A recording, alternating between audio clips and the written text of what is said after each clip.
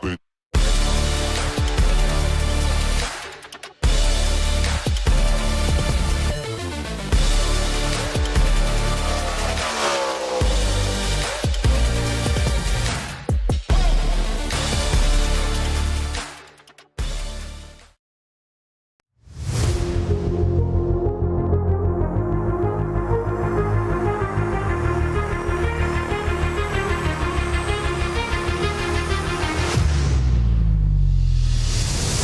Tonight, we start our countdown to green as these drivers across Moonshiners get ready to see who shines the brightest at the World Center of Racing.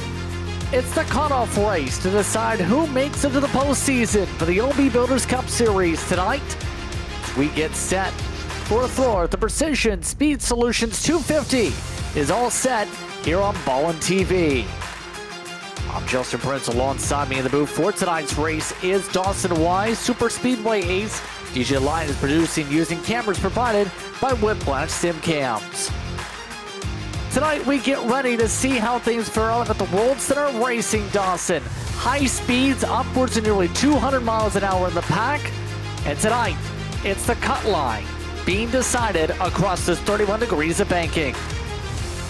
Yeah, 2.5 miles of length. This venue needs no introduction, JP. This place is a fabled history. Over 60 years of racing memories have been made here. Some of the best in racing, both oval and road, have won at this racetrack. To win here just means more. And boy, when it's the cutoff race, it even means just a tiny bit more than that. With all that's on the line tonight, some guys could completely redefine their season by the time we get through 100 laps of racing. So important to do well here tonight if you're amongst those looking to get in. 7 drivers are eligible to get in if they pick up the first-time win here at Daytona.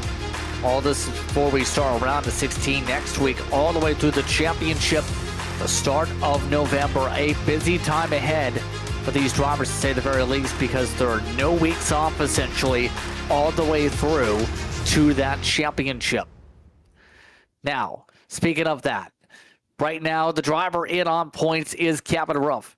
But Aaron Matthews is the closest who could point their way in if they have good stages. Everybody else below him has to get a win. That includes Johnny Shade, Ryan Huff, along with Nick Kane. But also, you throw Jared Clark and Kenny Norfrey amongst those eligible via victories to be able to move on with those who have made the minimum amount of races to be eligible for the playoff standing. So in our words, your best shot is to win the race, to say the very least, Dawson. It's not a guarantee on the points, but right now it's looking good if you're the 14. Would look better if you're the 5 in lead tonight. Well, absolutely it would, but you also add in the dynamic that this is no ordinary race. It's Daytona, and you can quickly bring in the guys that must win. On an ordinary night, you can control a lot more if you're Kevin Ruff or Aaron Matthews. Tonight, a lot more is out of your hands. You can put yourself in position, but ultimately, if one of those guys below you manages to make just one more right move than you do, it could be both of them on the outside looking in. It's very similar to situations we've seen in the past in NASCAR. Those guys on high alert for each other, but they got to be even on more high alert for the guys outside looking in that have to win. Absolutely. Remember, here's our race analysis tonight for the OB Builders Cup Series. 100 laps are distance, 250 miles, 20 and 40. These were adjusted recently for tonight's race. So short stages for a one-stopper to the end. There are plenty of tire sets, but that's not the biggest factor. There shouldn't be fuel stops in the first 2 stages. It's all-out racing for the stage points early on, Dawson. Well, absolutely. And, for a lot of guys, that may not be a huge deal. Obviously, the playoff point could matter at the end of those 2 stages for guys for playoff seeding purposes. But really, for only 2 drivers tonight, do those stage points in regular season standings actually matter? Agora, of course, Ruff and Matthews. You could drastically change the way this points battle looks when we're through the end of lap 40. As we go forward into this race, you could see Aaron Matthews jump Kevin Ruff. You could see Ruff extend the gap to where then maybe Aaron Matthews has to win at the end of tonight. So much could change in the first 40 laps. It's imperative for those 2 guys, but also something to race for the guys already advanced into the postseason as well. Now, one of the things to keep in mind this season is not only are drivers racing tonight for the playoffs, but also in the memory of Jamison Middlemiss, who passed away last month, was a well-known member of this community. We have a special video in tribute to Jamison Middlemiss.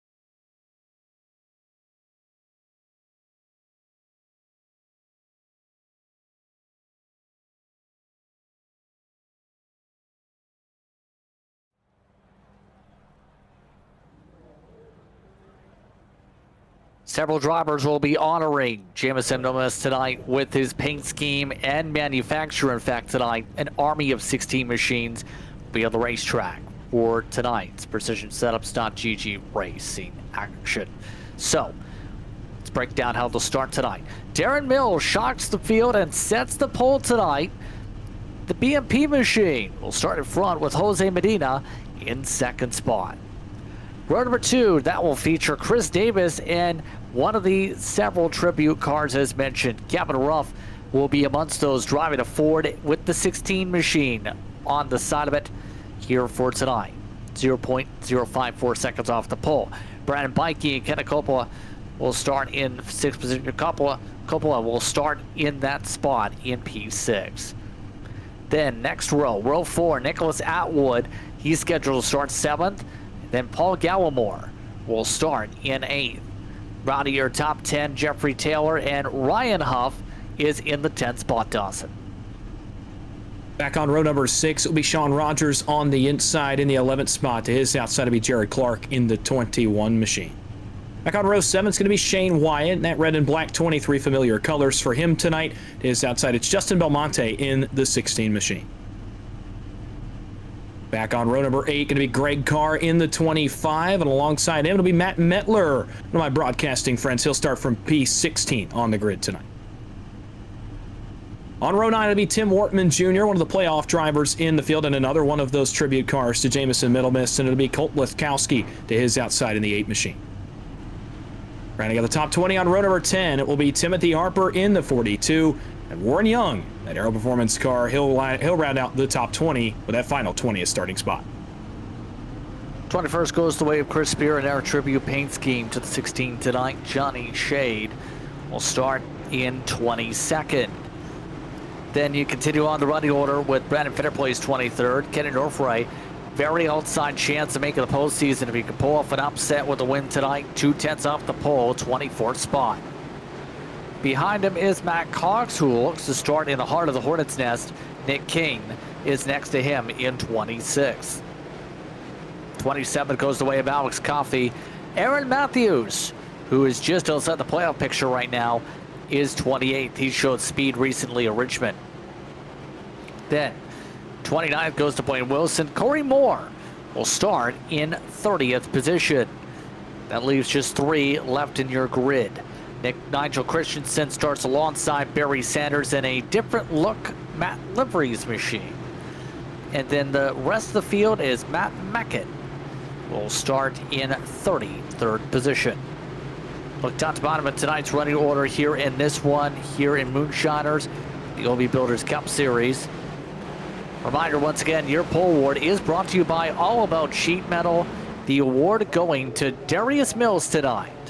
In terms of your running order, Darius Mills will start at the point after qualifying up front, shocking even his teammates on the radio with a 50.010.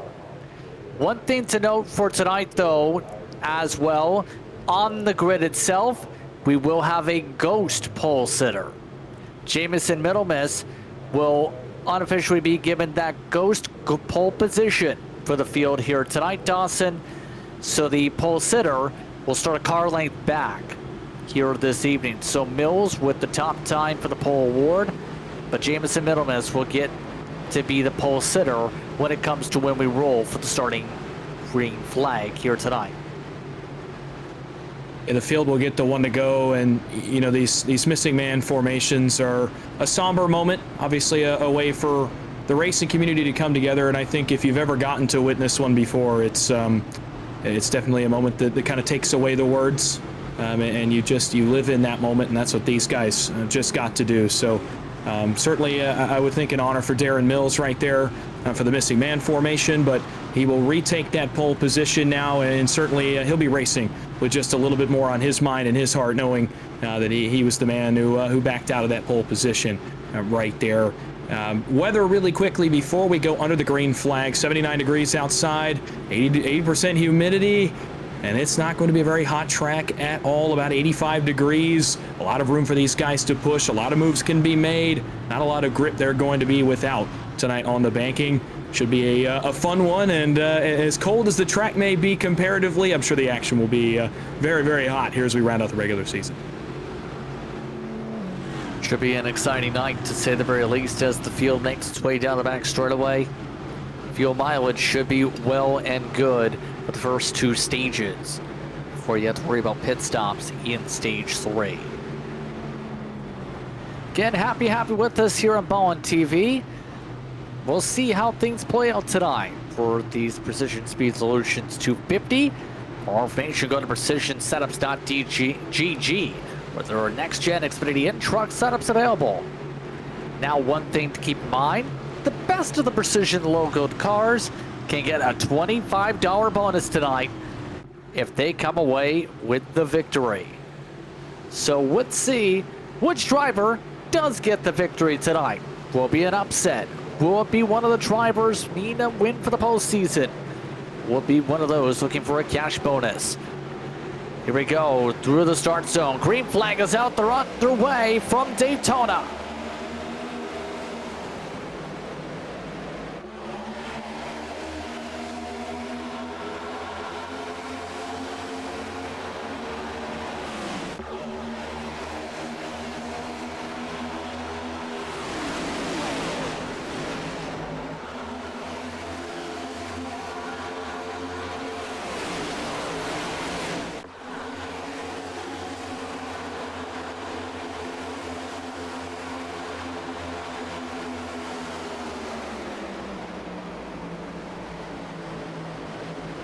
An impressive start for the field as they make their way to 3 and 4. No surprise here, Dodson. The teammates working there, but the caution is out. We have a wreck in the back of the field. Nigel Christensen amongst those turnaround, but it was Brandon Fetterplace who got bumped in the wall that sparked chaos by 3 and 4.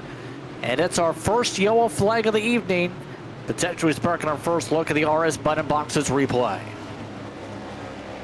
Yeah, we'll go back and take our first look at this. This one happened towards the tail end of the field. A couple drivers that did not take times. Feder placed the first one out of shape, and there is severe damage aboard that number 34. You see a bit of contact right there, and I wondered how this race would get started in terms of the nerves of the drivers. You get a pretty good idea right there. Early in these super speedway races, especially if you're a guy that needs to get a good finish, needs to get a win, moves like this can happen. It's as simple as a misjudgment at the end of the backstretch.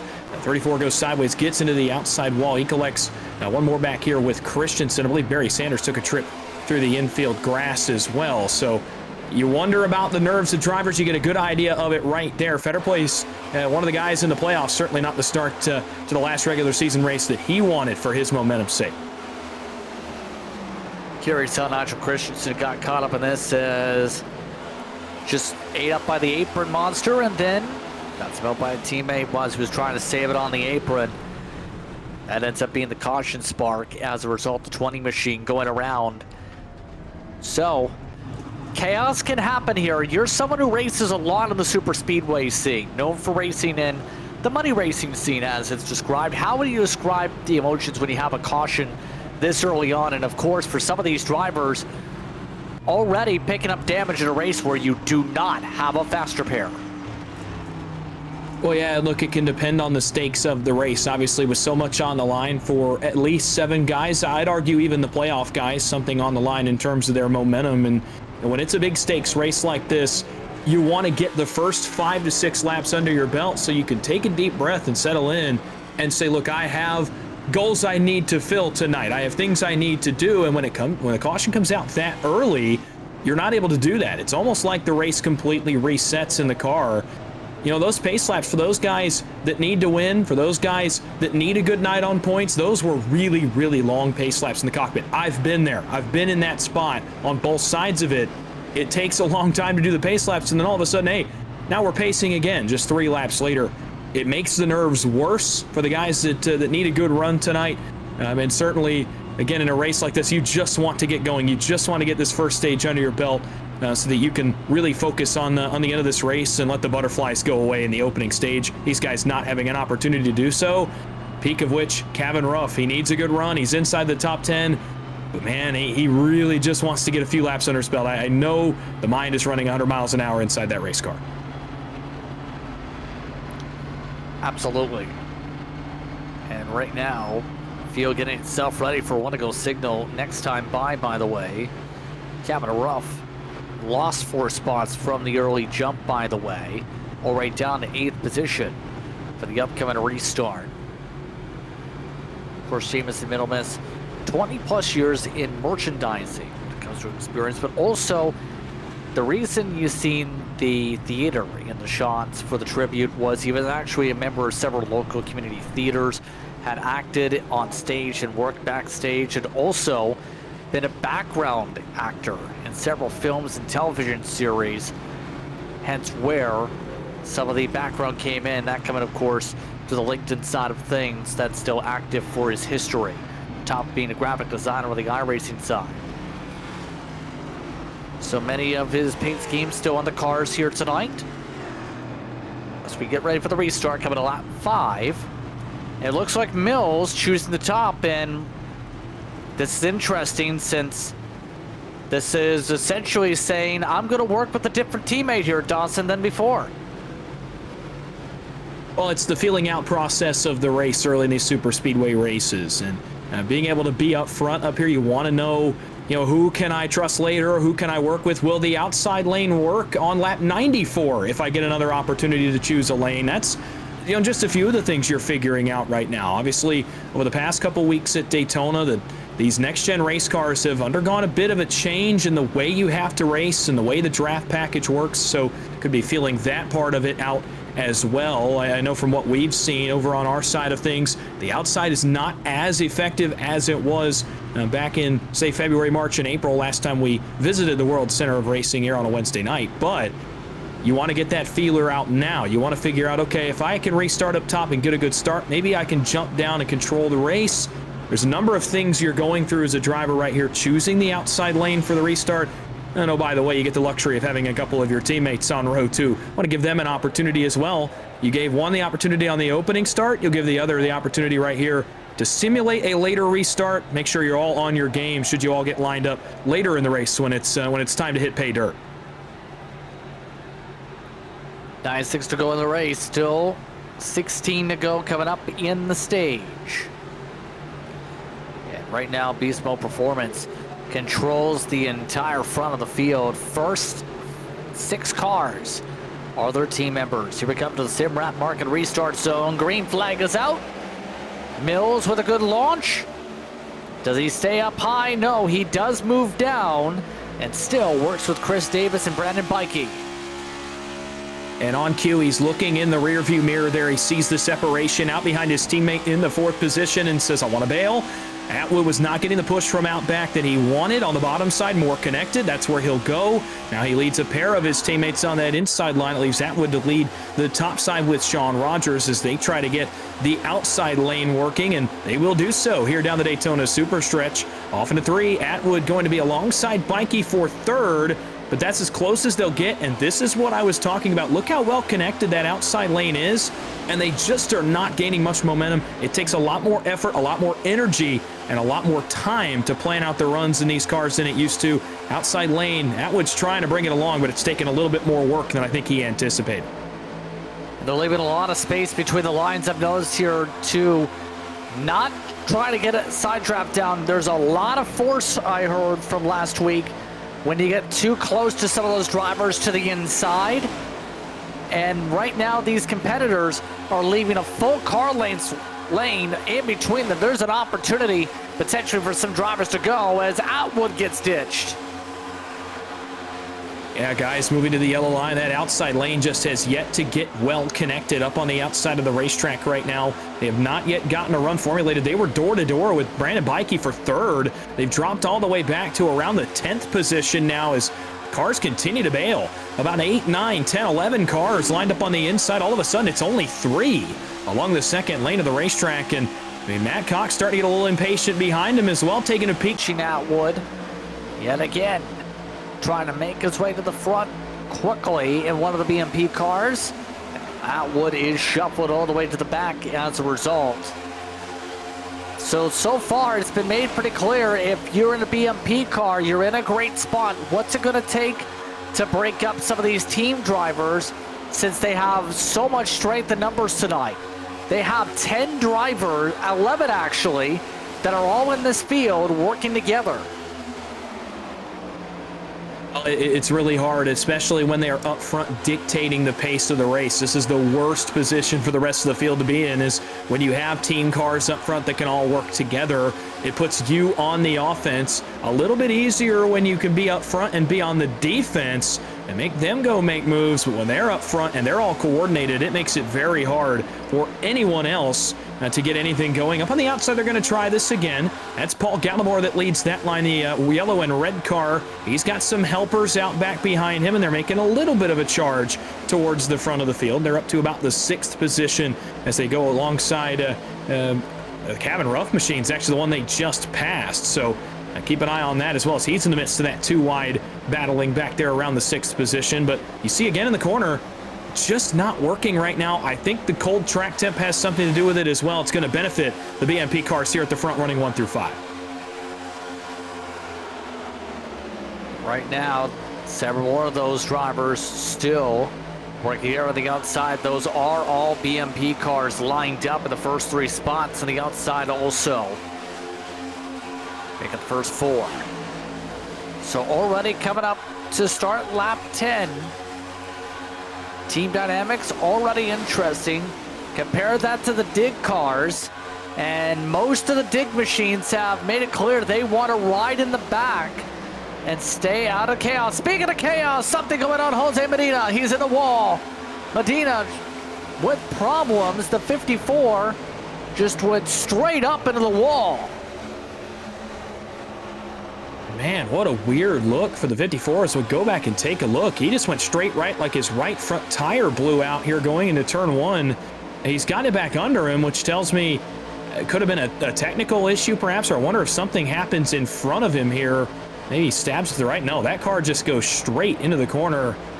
To me, some kind of technical issue, perhaps, underneath the 48 machine going into turn one that got him out of the groove. You see him immediately turn left. And, man, what a tough break. He was in prime position up front. It is the 48 machine, 54 to summon the sim with the paint scheme. He has multiple looks on that car, but that Davis, where is he going? He's way down on the apron, nearly to the grass, trying to let cars go. An interesting choice here. Gonna cost the 74. Especially considering some of his teammates were the ones leading the race, and the entire field, for the most part, has worked down to single file. And he's going all the way to the back. You wonder if he'll shade to pit road. No, he's just going to go all the way to the back of the field. Unsure what the situation is there. Is he maybe going back to be a helper for Jose Medina? Not sure what the case is there. Regardless, man, that's another interesting break, an interesting move there from Davis early in the race. I would assume that perhaps, oh, trouble. Around go a couple of cars, one on the outside wall hard. It's going to bring out the second yellow tonight. Matt Cox is in that. Not tell which car was spinning like a top off turn two.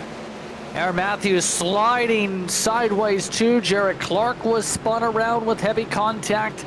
Clark was one of the drivers who needed a win. Matthews extremely lucky at Barry Sanders on the binders to avoid contact to his fenders. And our second yellow flag of the night here at Daytona. Let's take a look at the RS Better Boxes replays. This in progress. Clark picks up Cox on the front nose, and then everybody else stacks up.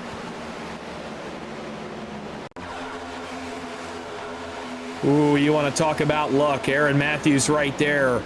Almost better that I think he gets some contact from behind from Barry Sanders, and if he had continued on into this wreck. Watch for the green 5 machine to come out of the right side of your screen. To me, it's almost better he ended up where he did. He might have gotten more severe damage if he had not gotten a little help from behind. You'll see it right here. In the spot you're in this race, riding in the back, trying to save your car, this is how close it can be to your season potentially coming to an end. Watch this as he gets into it. I mean, you want to talk about lucky right there. Extremely lucky. Barry Sanders did a great job locking up the brakes, not slamming into the 5 right there. And then Sanders doesn't add any more extra contact to make it worse. The 5 just goes and buzzes the tires at worst. It's unfortunate for the 21 machine, though, because they had an outside chance to make the postseason with the win. They can't now with that heavy damage. They're going to have to get some repairs done for the next few caution flags to have a shot. Yeah, absolutely. And, you know, obviously it's not the spot you want to be in if you're Clark, but with only, you know, with still 85 to go, the damage did not look fatal to me. It's all on the front end of the car. These next-gen cars are very suspension-based in terms of how they get damaged. So you're hoping for Clark this is not wheel damage. It's just front-end damage. He should be able to get that fixed over the course of the night. With 2 stage breaks, that'll help him a lot as well. Absolutely. So the driver's off and away with quick services here. Sean Rogers took tires. Chris Davis took a fuel stop. So Chris Davis does make up net positions with that caution flag. The 5 of Matthews will come out around 27, the pit lane from the caution. So another, flag. And for the most part, majority of the drivers up front been those who start up front. Greg Carr's made his way through Ford. Shane Wyatt's the first of those who have taken pit service so far tonight. Wyatt doing a good job to be able to strategize a little bit, having a little bit of extra gas in the tank, and try and get the 23 dig machine up to the front. Yeah, no surprise to see Shane Wyatt running up in the front of the field. Longtime sim racer, longtime super speedway racer. He knows his way around these big tracks and certainly doing a good job tonight, but he's got a pair of drivers around him that are racing for just a tad bit more here as we get close to the end of stage 1. The most important one for Aaron Matthews is Kevin Ruff. He runs up in the 5th spot right in front of Wyatt. And the other important one for Ruff and Matthews both is a man plus 19. Nick King, one of the drivers that can win and get in tonight, started 26th. He is towards the end of stage 1, making his presence felt here at the front of the field, trying to get to victory lane and into the postseason. So they have the outside being chosen by Darren Mills this time. Want to go signal. We will have a moment of silence to keep in mind at the start of this restart. But to reset your field right now, it is Mills and Bikey. Then it's Taylor and Carr. That's followed by Ruff and Wyatt, King and Gallimore, followed by Boskowski and Belmonte. So the top 10 scattered your BMP or in a tribute paint scheme. Seems to be the pattern right now outside of Carr. And now it's going to be the curious thing to how aggressive you get. What would you be doing to try and get yourself a stage win with how the aggression could pick up? Even if though there's a lot of teammates here, playoff points are playoff points. Absolutely. 100%. I talked about it at the top of the show. You may be thinking, oh, well, it's only the guys around the cutoff line that are racing for anything tonight. It's not. Playoff seeding is important. If you want to contend for a championship in a playoff format, those points, that 1 point even at the end of a stage, could be the difference between moving on to the round of 8 or to the round of 4 and going home in the round of 12. It could be a big difference for a playoff driver up here. The guy I'm watching, though, is Kevin Ruff. He obviously has to get some points here to give himself some breathing room, and certainly going to be the man on the move right here, I would think, trying to maximize his gains here at the end of stage 1.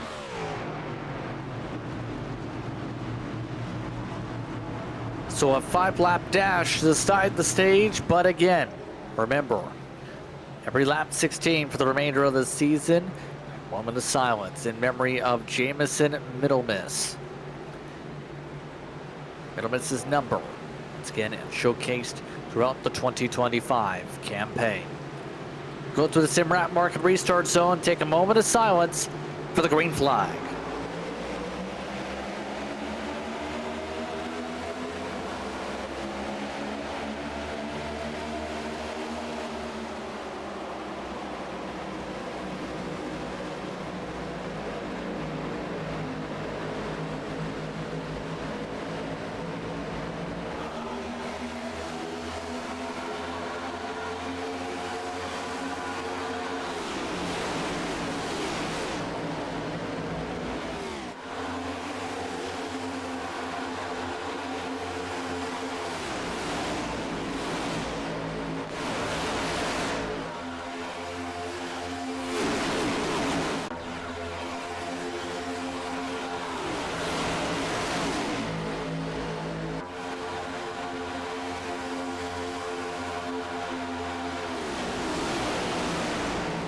Lap 16 complete. Darren Mills so far has led all 16 complete.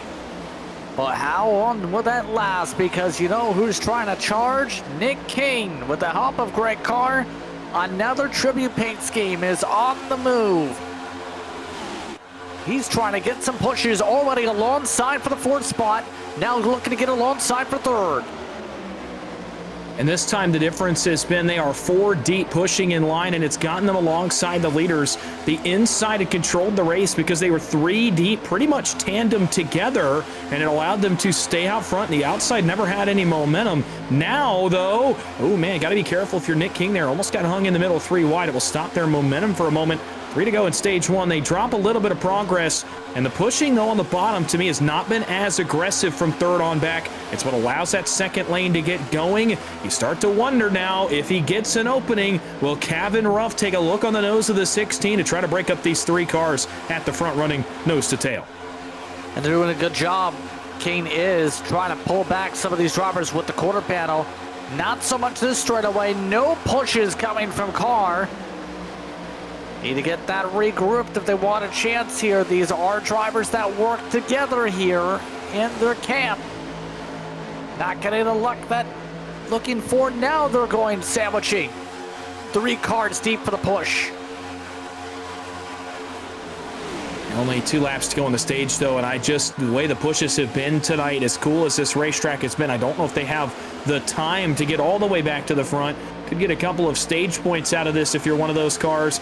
I just don't know if you have the time unless you get some takers in front of you. I'm looking at a Paul Gallimore as a car that could jump out of line, a Shane Wyatt that could jump out of line. Of course, Ruff is up here in fourth, but they are not close enough to him yet to justify moving out of line for Ruff, who's got a pair of BMP cars on his back bumper right now. He's kind of sandwiched in.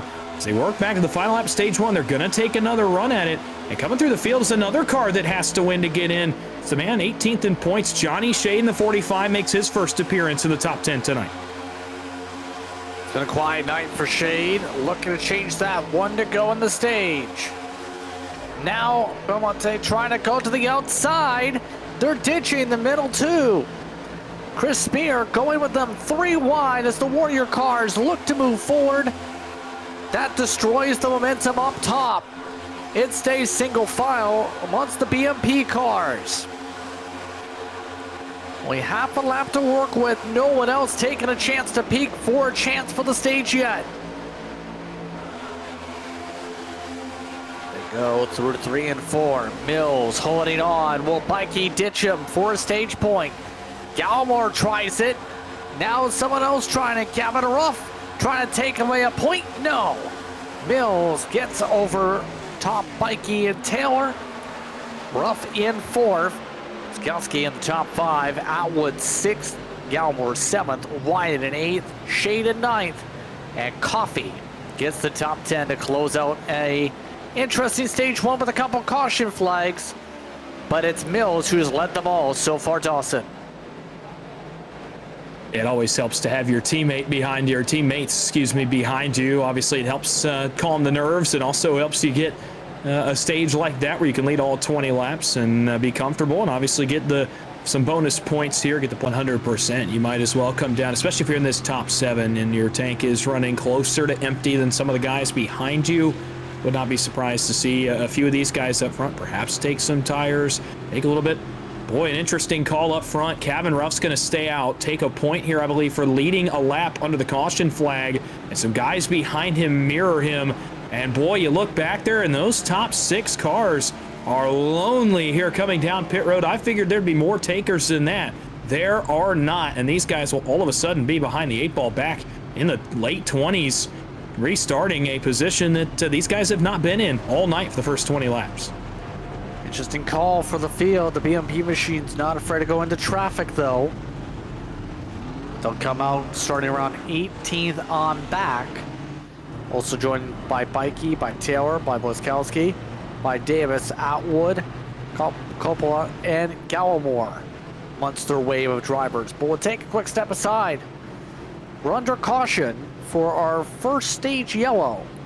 The Precision Speed Solution 250 continues after this here on Ballin TV.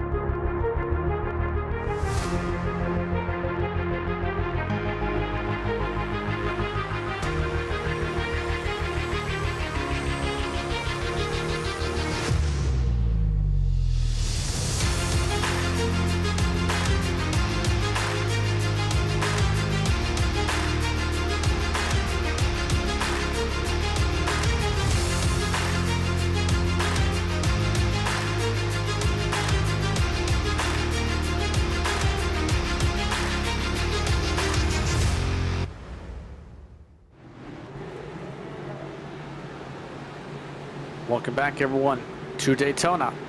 Come back to the SWM restart zone. Cabin Rough for the first time in the lead. Shane White alongside. Green flag is out. We're back underway. And a lot of scrambling with the field. The first of those who pit out of that last caution are all the way back in 17th, Dawson. Yeah, in a position that they are not familiar with so far in this race, and I think with as much of a premium as track position became in that first run, it's going to be a bit of a disadvantage trying to get back to the front. Up front, though, a move for the lead. On the outside, it's Johnny Shade, one of the must-win cars, pushed by Blaine Wilson. Up on the outside, a few cars coming in behind them. One got up. That's Caden Norfrey. He can win and get in tonight as well in the 56, and all of a sudden, if you're Cabin Rough, this is not what you want to see in your mirror. Some must-win drivers, 3 of them. And Aaron Matthews has worked into the top 6 for the first time as well. On the inside, in that green car, he pushes King, and all of a sudden it's a 2-lane race. All teammates up on the top here with Dig or Precision Speed Solutions. Precision machines try to work together. The Dig machines try to work together. Right now, no chance to get the advantage quite yet. Johnny Shea got the lead lap at least last time by. And the tandem drafting so critical to time up with these cars to maintain momentum. They're maxing out at 197 miles an hour with that triple car tandem. Yeah, the pushing's gotten a lot stronger here at the front, too, than it was in that opening run. Guys are more comfortable. Also, some new players that plays into it a lot as well. But now you start to see the inside prevail, but only for a moment. Here comes that trio up on the outside. Really, it's actually 4 cars under the same banner on the outside of the racetrack, lined up 1 through 4, and they push on the back of Johnny Shade, who leads that line. Inside, it's Ruff, still with Nick King behind him, and then it's Matthews. Behind them, it's Spear in the blue, yellow, and red number 16 machine. And all of a sudden, again, we saw 1 lane for most of stage 1. Now it's been 2. My question is, who's the first to try 3 and shoot the gap? Because really, not much advance other than the first 2, 3, maybe 4 cars able to get clear and make any moves, make anything happen here in this race. What I noticed, too, on this run, Justin, compared to the first one, the side drafting is a lot tighter on this run than it was in stage 1. Well, it looked like the first 2 cars almost thought about moving down for a split second. But Johnny Shade elects to stay up top. Top 3 break away. All of them just electing to defend up high side, keep it amongst the teammates. I will say these cars spark a fair bit since recent updates a couple months ago. It's almost like a light show in the corners with how much they spark up in when you go through the corner, with how much these cars try and stay planted to the ground. Yeah, it makes for a very interesting visual underneath these race cars. And they come through 3 and 4, and all of them are throwing sparks one way or the other out on the cars behind them. It's an interesting look for sure since that update, since they dropped these cars even further on the ground than they already were. Boy, top 4 clear, make it 5 on the outside, almost make it 6. And it's the inverse of stage 1. Stage 1, the bottom had 5 or more cars clear at all times. Now it's the top side for the moment that had 5 clear, almost 6 back to Corey Moore. 6th on the outside of the orange and white Toyota Camry. 6th in line.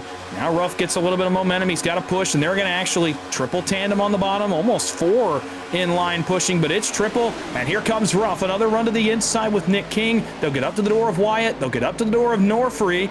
All of a sudden, the inside's right back into it. It'll draw the outside down to side draft. You'll see this happen when the leaders get even.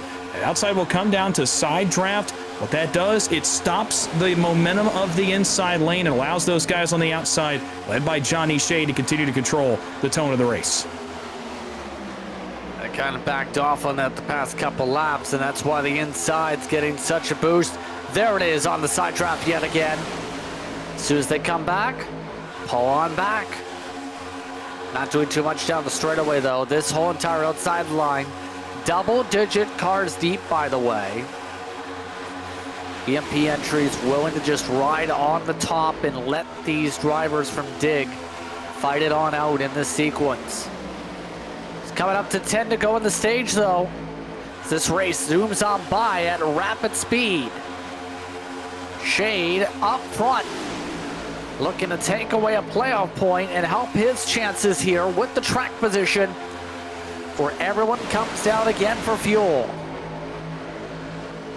Well, not only planning for the end of this second stage, but also planning for that green flag pit stop we anticipate in stage 3, where you want to be up front and be able to control, number one, when that pit cycle starts, but number two, also have the best track position on exit, have the best chance at putting yourself out front of the field. They're thinking 40, 50, 55 laps from now here on lap 31. You're not only thinking about that playoff point. Kevin Ruff would love to have 10 more points, by the way, in this stage if he can get a stage victory. You're also thinking about that pit sequence later in stage 3. You're already positioning yourself for the end of the race. It's how important track position's been in this next-gen car on super speedways. And right now, the Diggy Sports Car is playing this pretty much perfectly in terms of that game. Not doing anything too dangerous, but keeping themselves in the game. But here comes the bottom again. They were late to the side draft. Kevin Ruff's got a decision to make. Does he stay on the bottom or does he jump up and block? He'll choose the inside for now. Yeah, so far, so decent in terms of the back and forth of the lines. No one willing to force it 3 wide, by the way, with how this track goes with the amount of side draft from it. The field playing very careful in that regard as Shade gets another huge bump. Still 8 to go in the stage to work with. And it's all team cars up in front. But remember, as they move on down, that opens up the door for the BMP cars. Some of those drivers up front, like Sean Rogers, never mind. Rogers also went to the bottom. Rogers content. But the Warrior Racing machines looking to follow the momentum up high side. Well, they just got some real estate open for them, as you pointed out a moment ago, and all of these cars that were up top, back to Corey Moore in 6th position. They just opened up some space. Man, Nick King wanted to get up right there. Not sure if he just lost the nose or what happened. They exited turn 4, but a moment right there. He almost collected the pole sitter Mills and a couple of others in that one. Now the question is going to be how quickly can these guys take that real estate that was vacated?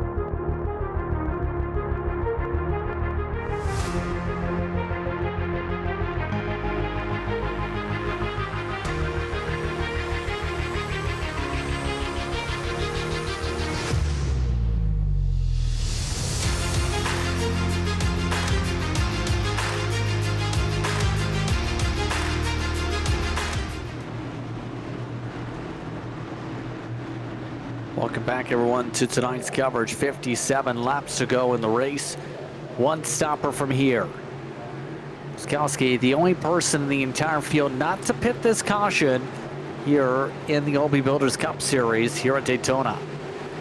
Simrat market restart zone. Green flag is out. Johnny Shade nearly gets into the 18, but a good launch up front. As already the inside line gets a small edge, Brandon Bikey comes out of pit road after repairs as well. So far, things looking pretty sporty for the field. This race going pretty quick, Dawson. Well, we're getting close to crunch time now. The stage is done and over with. You know, one pit stop separates you from the end of this race, and you're going to start to see the urgency for the guys that need a good run tonight. And it starts with Johnny Shade. He goes right back to the point of the race. They freight train Bleskowski on the outside lane. It's Shade to the lead, and he's got some friendly faces out back once again. In behind him, he's got Blaine Wilson pushing. Caden Norfrey is back there. The interesting question for me, those teammates will work together for now. Both of them need to win tonight to advance into the playoffs, and that could be very, very interesting when it comes down to the end of this one later on towards lap 100. They got to get there first, though. Inside starts to roar back. That's Blexkowski. He's got Kenny Coppola with him in the 77, and then Kevin Ruff gets some more stage buffer in that end of stage 2. Big hill for Aaron Matthews to climb as Ruff continues to run up front. All of them staying in a rhythm, and now it really comes to strategization race. How long can they realistically go on the fuel run here tonight? And in turn, how do you play this out? Do you go halfway in the fuel run? Do you like halfway in the stage rather? Or do you try and run it dry? What would you do? Well, it's a bit interesting. Obviously, coming from my background, the pit stop's a little bit different, and some guys have figured out, just as they do in NASCAR, how to reduce the amount of fuel that they take on the pit stop. And I'm not saying that these guys haven't, but it certainly seems to be more of an art, more of a calculation. Oh man, a big moment between teammates up front right there for Wilson and Shade, but they get it back together, 1-2 in line. I wonder if that will be the call. You might see a split strategy, honestly. You might see some teams decide to come down halfway. If it were me, I'm going as long as the fuel tank will take me. I'm taking a second and a half of gas on pit road. I'm minimizing my time, and also what more to me is important, minimizing the opportunity for mistakes, sliding through your box. You know, potentially if you reduce your fuel, if you go ahead and do that now and anticipate the stop, you know, you could accidentally take a right set of tires. You could accidentally, you know, do something that jeopardizes your race. I want to minimize the time on pit road, and I want to minimize the time for mistakes, especially if I'm one of the drivers that has to win. And remember, Shade is one of those who has to win. Nick Kane also one of those who has to win. Not going well for his momentum. He's going the wrong direction to start this run. All the way back to 12th spot to lead the outside line. That outside just cannot seem to get the momentum down. Well, it goes back to earlier in the race. We saw this in stage 1. Man, they are 3 wide just behind this battle with King. One of the cards in that is the 21 that was crashed earlier, Jared Clark. He got all that damage fixed after stage 1 and now starts his run to the front of the field to try to get himself in contention. Aaron Matthews is one of those cars on the outside. So too is Matt Cox. So some guys that have been logged at the back for whatever reason, whether crashes or otherwise, realize now the stakes. They realize they have to go forward. See, Barry Sanders is one of those cars as well, starting to move his way up in the field. And all of a sudden, after the outside had a moment, the inside checks up in a huge way back around Alex Coffey, and the outside gets a big burst of momentum. Those guys are coming forward with Sanders and company on the outside. The pole sitter Mills is with them as well. Huge checkups back there. We still have 27 cars, mind you, part of the field. Munsters at the DNS with our last caution. Mackett and Taylor both parked it for the night to join Brandon Fetterplace. Just 3 cars are out of the race so far, out of the 33 entries. One of the drivers who had some of the incidents earlier, but has kept his nose clean, Barry Sanders, the boss man. Just trying to stay out of trouble. The 81 now just going to the bottom for safety. Well, the whole field works towards the bottom of the racetrack, and that tells me most likely what's going on here at the front of the field. It could be one of 2 things. It could be just, number one, the outside lane is just not working, and you don't want to endanger your track position. So everybody worked into a gap on the inside, and just found a place to stay home for a little bit. Or what's more likely, you are saving every drop of gas in the gas tank that you can before this pit stop. Again, minimizing the time that you spend on pit road. That's what this tells me that a lot of the field is doing. But as soon as they all went down to the bottom, we had some takers say, oh man, there's real estate. They just can't help themselves. They're led by Alex Coffey now in the black and green Toyota. He's on the outside, and with the amount these guys up front may start to save, you may see that machine, along with the guys behind him, Sanders, Gallimore, and others, make some headway. In fact, they already are just outside the top 15. All the main page in terms of the lines at the moment. See Coffey, the pole maestro, as you can call him this season. Coffey, all season long, has had qualifying pace. 12 poles for Alex Coffey. That's hard to contend with when you have that raw, hot, short run speed to give you the track position you need for races, there's a reason he's got an 11 top 5s this season, and being on the pole 12 times definitely helps. Well, absolutely, Alex Coffey, a student of the game, as we call them here in racing, always finding ways to find speed. The little things tend to be what gets you the most speed, and Coffey is the best at the little things a lot of times.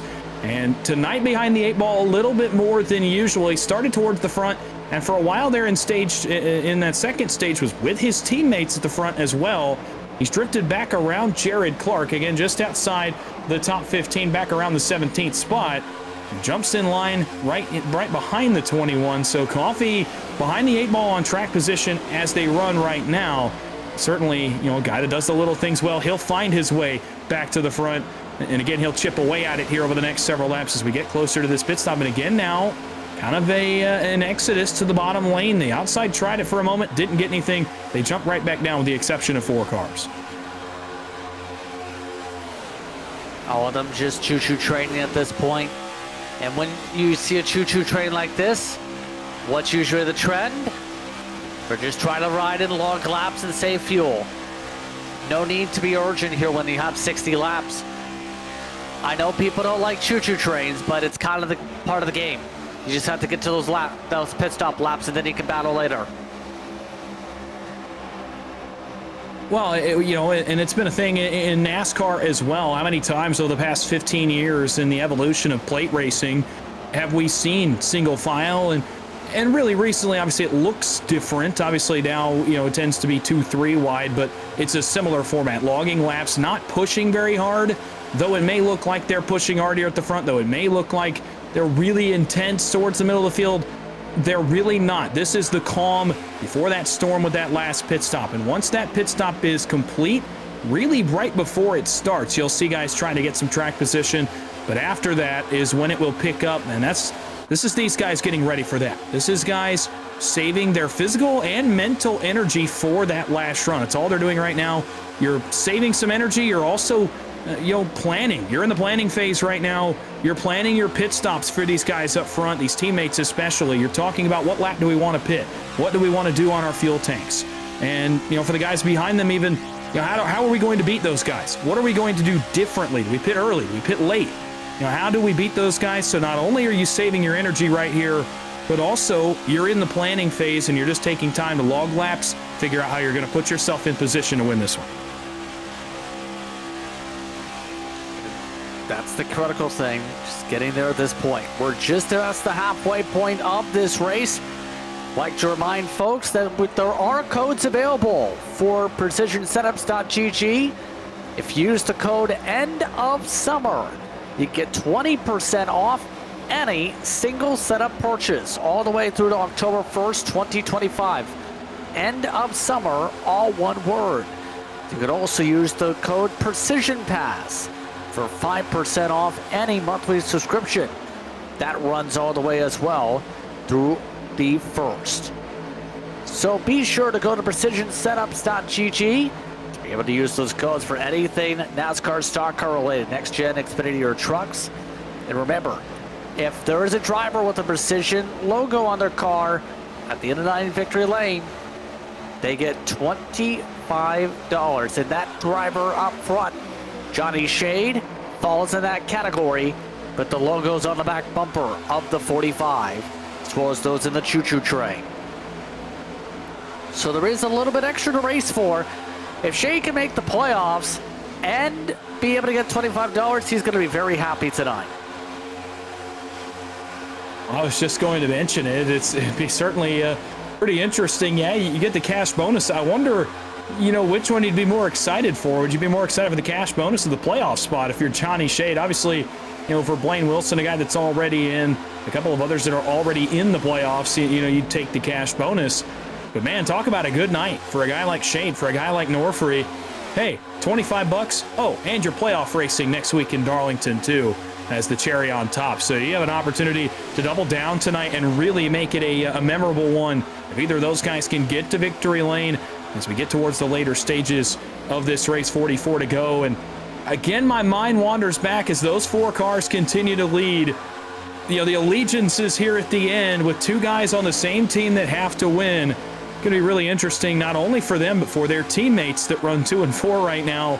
Yeah, I don't know. I'm not sure how those guys will attack this when it gets to the late stages of the race, knowing both guys are in a must-win position. Agree with you on that one. Some drivers are trying to force an outside line a little bit at this moment. As right now, King and Munsto's on the top line, working with the BMP machines, trying to get something going. There are a group of drivers that have lost the draft, by the way. Remember Brandon Bikey came out of pit road a while back, out the restart. He's been working with the 32 Matt Cox and several others. They have just about lost touch to the rest of the field. So 17th on back, more than a second back of the draft already, and having a hard time working together. And really, to me, interesting considering how hard those guys are pushing, how smooth it was with the pushes until they came off turn 2 right there. You see deking back and forth, trying to stay in line. It's just not working. They're going to dump off the 32 of Matt Cox here. Those guys have, I think, realized they're losing the draft, and perhaps the 32 was the car holding them back. I believe Cox still has some front end and rear end damage aboard that 32 Ford Mustang. When they dump him off, let's take a look here. They're going to get back lined up. In fact, they're going to dump another one. Gallimore's going to jump out of line. Man, this is going bad to worse really quick for the car 17th on back. There's a couple cars in there. Aaron Matthews, Ryan Huff.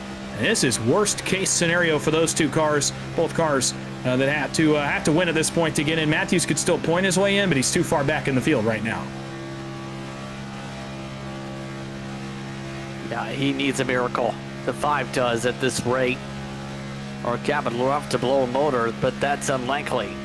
Green light on fuel this time by the way. 40 laps to go in the race. So the miracle chances going away for this entire pack. Once those with a chance to break through with a first-time winner eligible to break through unless things change. And now, drivers now communicating on the radio about this pack too, knowing those for the Lucky Dog spot are also trying to work in this pack. Tim Wortman Jr., who was involved in one of the earlier incidents, hanging on to the draft as well, but is not pushing the top 2, giving a gap. Compare that up front where the top rows are both pushing hard to the point where Kenny Coppola is now the race leader. It's interesting to note how hard they're pushing, but what I want to focus on as well is going to be how hard these guys side draft, because that will slow both lanes down. The top lane will come down. They will try to park that bottom lane's momentum in doing so. And right here, you see Coppola pulls the 18 off his teammate's bumper. What that's going to do is both lanes are going to slow down. They're going to lose some time in the second pack, has an opportunity to gain some of it back. Right now, looking at the deltas, they are not. They just switched pushers again in that second group, and they have dropped even more time, over 3 seconds back from this lead pack as the outside gets the advantage into 3. Kenny Coppola takes his first turn out front, but a guy behind him, a couple of them actually, that are in a lot more desperate positions. Cabin Ruff is one. Nick King is the other, one of the drivers that has to win. Some near contacts going on for some of the drivers up here for the lane swaps. Cabin Ruff now. He's in control up front with some help with King. But of course, so much can change over the course of this race here. Ruff has played this race near perfectly. He has had speed all night. He's looked extremely comfortable up in the front, Dawson. Well, and you have to be when you're in a position where you can maximize your points. It did not surprise me too much that he did not want to play conservative, especially when you get out on the racetrack and you see your competitor drifting back 25th, 26th, 27th in line. You want to go make the most of that and say, you know, if this guy's going to run towards the back, I'm going to go do the opposite. I'm going to run up front. I'm going to maximize my night and put him in a bad spot. And now Cabin Ruff, with that second group losing the draft for the time being, losing touch with this lead pack, he is in a picture-perfect position to make it with one very notable exception, and that's that 3 of the must-win cars are up in this lead pack. In fact, 3 of them are in the top 11 on the racetrack right now in this lead pack. So besides, oh, trouble right in front of Ruff. He's going to get involved in this one as a crash erupts in turn 4. Multiple cars involved. Caution flag is out once again, and this changes a lot. Inside the window on fuel, and one of the drivers needing to make sure they secure a playoff spot getting collected. 2 more drivers still yet to get going, but a lot of the drivers up front are decimated. Oh, man. I mean, just unbelievable considering the position. We had just talked about this lead pack was in. You'll see it here going into turn number 3. And this is going to be a phenomenon that we know on super speedways as tunnel vision. Right there, Spear is following on the back bumper of Sean Rogers, and you're looking at that guy's back bumper. If you're the pusher, you're not really looking in your peripherals much. You're trying to follow the guy, make sure you push him square, not wanting to put him in a compromised position. And when that car starts to drift down, you'll get a good angle of it here. He's probably looking right in the center of this back bumper, just making sure the pushes are good. And when Rogers comes down, Spear comes down with him. He follows him down because he's looking straight at the back bumper. It's tunnel vision. He collects several more cars. And here comes that second pack. Can't imagine they were in a great mental state right there coming through turn 4, seeing someone pointed backwards. Things got a little bit darty with some of those drivers back there, absolutely. Look at 54. What did Alex Coffey see? What did Paul Gallimore see better yet in this group? Well, they see check up, check up, check up. And, well, somebody didn't get the memo to check up. Got a little bit of friendly assistance there, I would say, in turn 3 at Gallimore. Now, luckily, it seems like that was all he got in this, was a little hit on the back end of the 16. He actually gets a piece of the car in front of him as well. So for Gallimore, lucky, I think that the contact happened on both front and back and not anywhere else. Does he get a little bit here, though, off of the 20? It looks like he does. So maybe some more damage for Gallimore than we initially anticipated. We'll bring the 11 to pit road for some service and repairs. It was Matt Cox who got to the back end of him, in fact. And as a result of this caution flag, no shocker, but the entire field came down pit road for fuel and tires.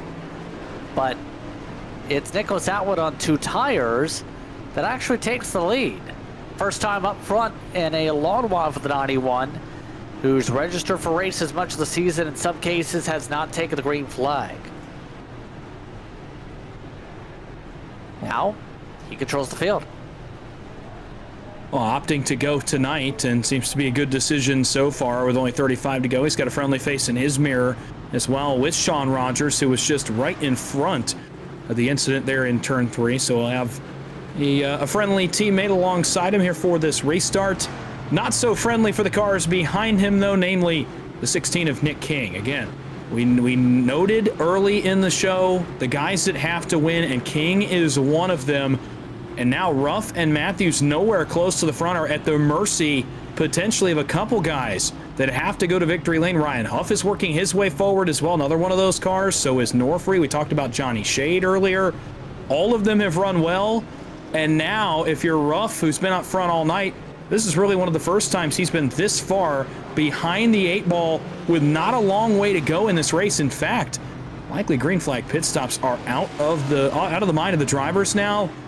Kevin Ruff, this is not a great spot to be in for him. Although he's run a great race tonight, he'll be tested here again with 33 to go.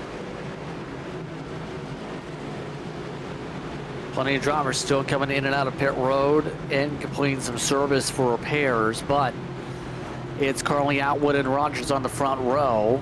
Then it's Kane and Wilson. That's followed in the order by Moore and Blizkowski, White and Mills, Coffey and Huff, Dofre and Ruff. Once those how they're lined up. Once the driver's still down pit road for multiple minutes now. Chris Spear, Nigel Christensen, Justin Belmonte, that have been down there for a long time per Daytona standards. So let me ask you this. Now that fuel's no longer a factor per se here, Dawson, who do you think is going to get the edge to take this checker flag? You know, it's tough to say. We've seen several guys run pretty well tonight up front, lead some laps, be at the front of the field. We've seen a couple of different teams as well control the dynamics tonight. I think I would lean towards Johnny Shade. He's not in a great spot right now, but led a lot of laps and had some teammates towards the front. If not the 45, man, it would be hard to lean against a Coffey or a Shane Wyatt here towards the front that are in position up here. We'll have to wait and see, but I'm telling you, Johnny Shade, I had him circled before the race as my pick to win. I think I'm going to stick with it if he can make his way back to the front with his Dig Esports teammates. Here we go for the restart, coming up to the SimWrap Market restart zone. 33 laps to go when we hit the stripe. Atwood controls things. Bit of a wheel spin off the start, but he's okay. We're off and away once again from Daytona. Pretty good start on the bottom, but the outside, all of a sudden, Sean Rogers, the loneliest man in Daytona right now. He'll get no help all the way back to the 8th, make it the 10th position now. Rogers, no takers out behind him. Back to the pole sitter, Darren Mills, in the 2 machine. He's coming as fast as he can. When he gets there, my question is, how much faster will he be going? Will he potentially take that run to the outside? It now won't matter. Rogers jumps to the inside behind Shane Wyatt. Rogers goes from 2nd to 6th on the restart. As the outside starts to work, that's the pole sitter Mills. He's got help behind him from a couple more cars in line, trying to make their way to the front, the first of which I thought was Ryan Uff, trying to make his way forward and get a win. Cabin Ruff is with that group as well. So too is Barry Sanders. All of them just trying to get their legs put together here, try and swim their way forward. Big amount of momentum down by 5 miles an hour into the corner. Huff, a really good pusher it seems right now, and one of the Jamison Middle Miss throwbacks. Now there's some breaking up those. They try and block the way up. Corey Moore moves his way up a line, and now it's Moore trying to prove he can move ahead. So far, Moore, one of the drivers yet to get a win, but is actually amongst the top 5 in points scored on the season. He's been quietly a top 10 machine for much of the year. Well, trying to capture one more checkered flag here tonight at Daytona to round out the regular season. It's a great bit of momentum. We talk about the guys trying to get in that are on the outside, or for Cabin Ruff on the inside trying not to get bounced. We don't often talk about what a win can mean for the guys already in the postseason, and it's momentum, and it can oftentimes be big momentum to win going into the playoffs. That can oftentimes spark. Side is working really well right now with the pole sitter as the pusher, and as King jumps off the back bumper of Atwood, Atwood has a decision to make. Does he block or does he stay low? Looks like he'll choose the latter for now.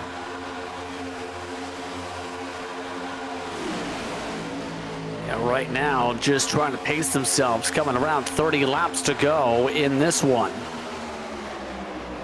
More with the small edge of the 19 for the time being. It's 24, maintain the lead pack. The others not in the pack, Chris Davis, Brandon Bikey. And now it's going to be curious where the storylines really start to mesh together here amongst those needing good runs. You know who's been quietly getting better and better again? Nick Kane, we talked about him fading earlier, seems to be going ahead and looking very smooth, pushing Atwood here in this battle. Yeah, but not an advantageous position. Lead pusher on the bottom. You can control a lot of what that inside line does and what the leader is able to get done, and perhaps maybe push yourself to an opportunity to take a look out of line when it comes down to crunch time. But right now, not a lot he can do besides watch that outside line go by him and put him in a worse and worse position. And for the first time in a while, we're going to try 3 wide. On the outside, it's Sanders. He's got with him one of the drivers that's got to win to continue his season, Johnny Shade, the 45. I believe Matt Mettler's the other car in that lane. In the middle, it's another guy looking for a good finish, and he's up to the man he's racing. Aaron Matthews pokes his nose into the front, right on the bumper of the driver he's racing in the point standings.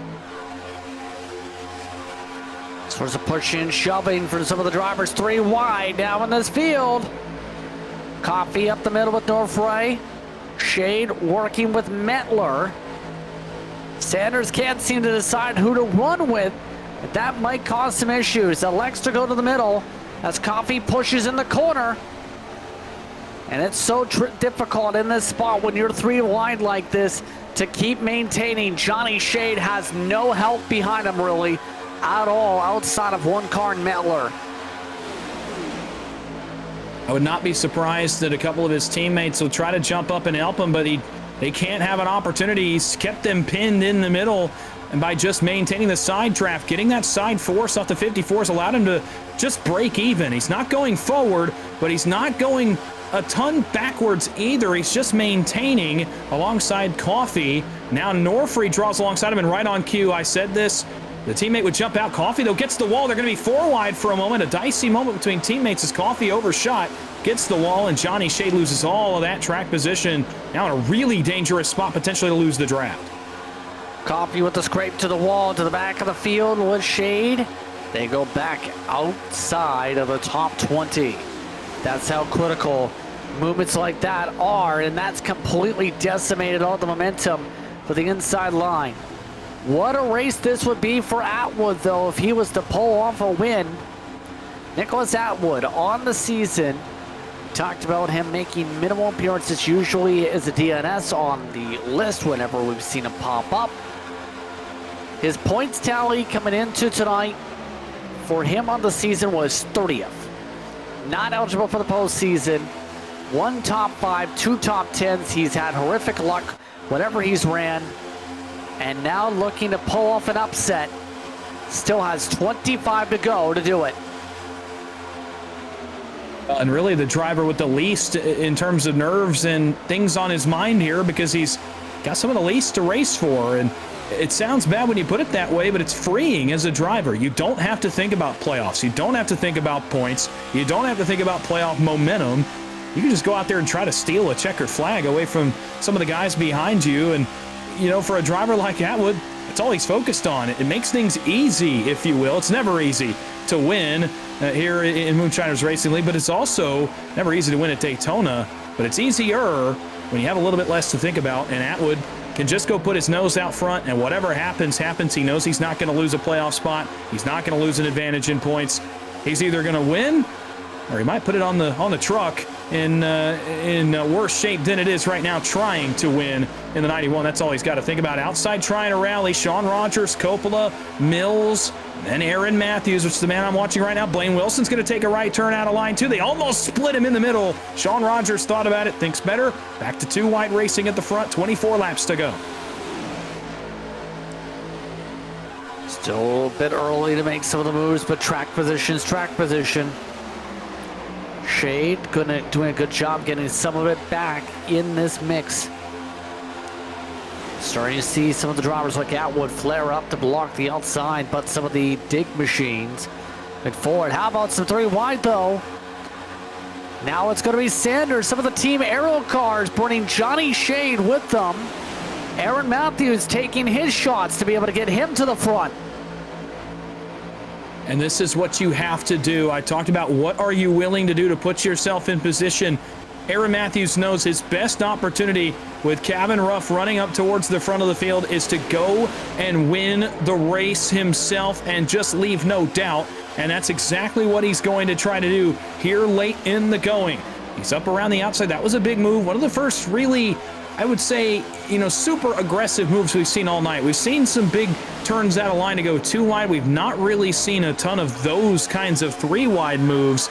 Matthews, one of the first to test the waters with it. Can't imagine he will be the last. Shane Wyatt jumps out of line. He's going to lead the outside now. And all of a sudden, that outside is very much connected here into turn 3. They'll roll up alongside King. They're going to roll up alongside Atwood. And Shane Wyatt's going to put his car on the point with a great push from Blaine Wilson. He'll inherit the lead, 22 to go. Decision time for Wyatt. He'll get beat to the punch by the 18 of Wilson, who goes to the lead on the push from Nick Atwood.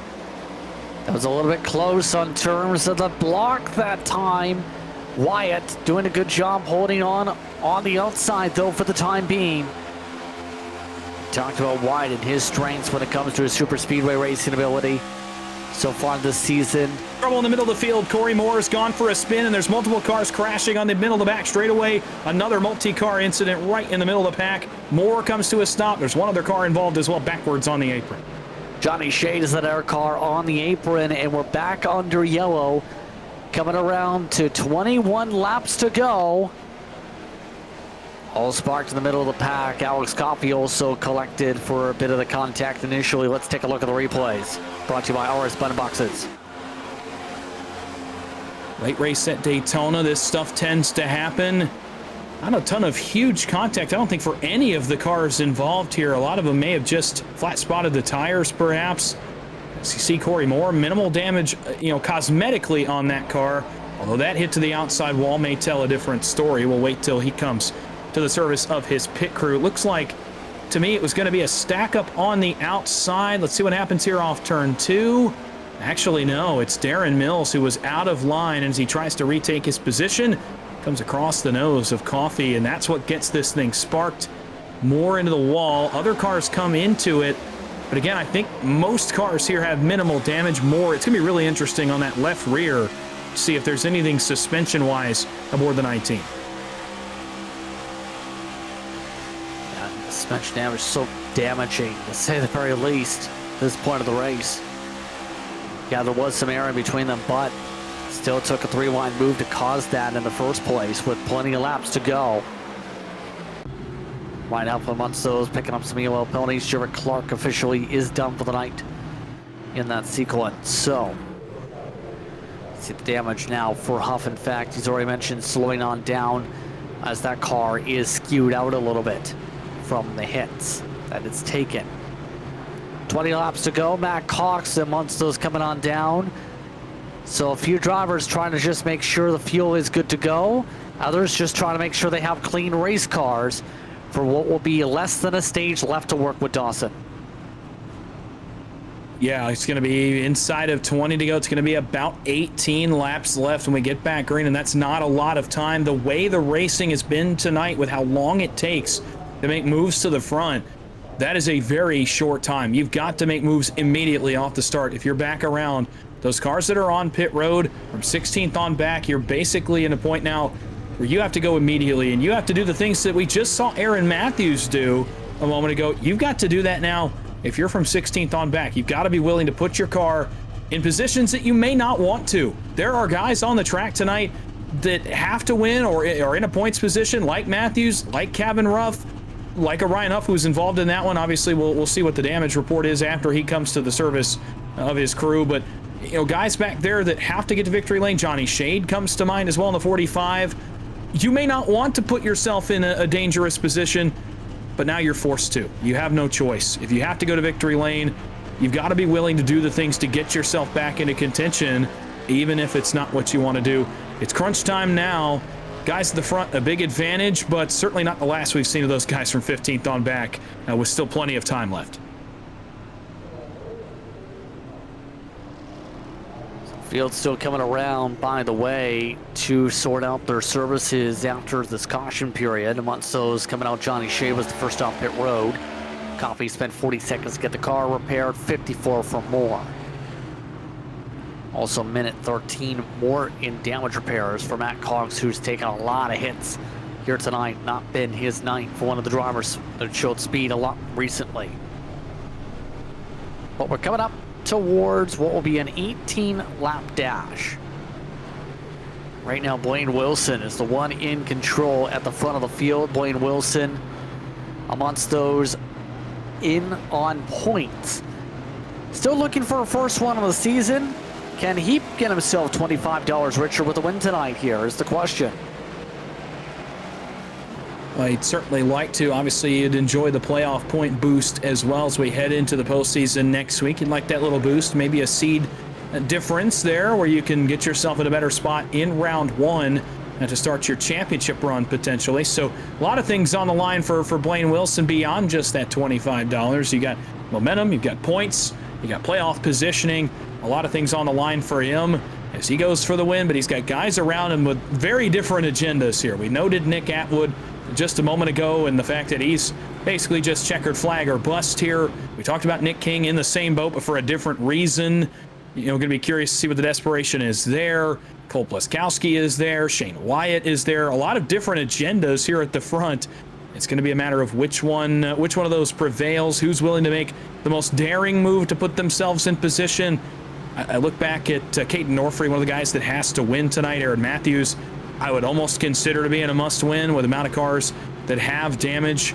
And between him and Kevin Ruff, I would almost put Matthews in that category. So, you know, a lot of different agendas here at the front. And that's what's so fun about Daytona is you get a mix of different guys with different things to race for when it comes down to crunch time. It's so fun to watch those dynamics play out. Certainly will be exciting here. So again, to reset your top 10, it's Wilson and Atwood on the front row. It's Pluskowski and King. It's Carr and Wyatt, Coppola and Rogers, Norfrey and Matthews that are in your top 10 coming up to the restart zone. Brought to you by Sim Wrap Market. 18 to go. That's the tally left to work with to plan out the runs. Inside line gets a huge jump. Nick Kane timed it up well. Shane Wyatt too. The top three clear. And that was picture perfect from Nick King. That's exactly what he needed to do. I wondered if maybe he would try to time it up and get himself clear, and he caught that outside line way off guard. Nick Atwood's going to be 7th, maybe 8th, maybe even further back than that when they work onto the Daytona super stretch. All of a sudden, the top several are clear. Almost problems around Barry Sanders. One car is off on the inside. Couldn't tell which car that was. Trouble. Around they go in the middle of the field. A couple cars involved spinning sideways. I believe it was Matt Mettler, and Johnny Shade is involved again in the 45. Back under caution as Mettler takes another beating to the 000 in sim. 31 on track. They're offset 4 wide for a split moment. That left front's not moving at all on Mettler's car. So another yellow flag to stack us back up. Here's the RS Button Boxes replay. This is again back around that offset 4 wide that we saw guys trying to get in line and make a run to the front, and it stacks up on the bottom. And at that point, I think Johnny Shade's trying to go around Mettler, who's trying to go around Matt Cox, who has to jump around another car on the inside. There was Chris Davis, I believe, that was on the inside. It was a matter of one guy made a move.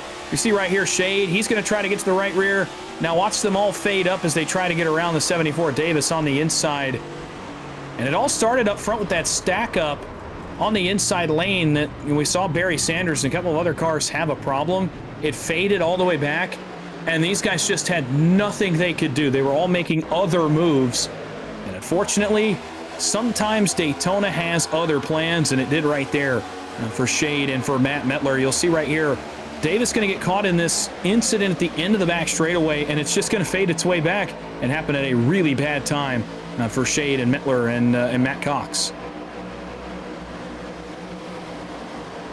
Absolutely. Timothy Harper trying to move out of the way in that sequence right before the contact really started.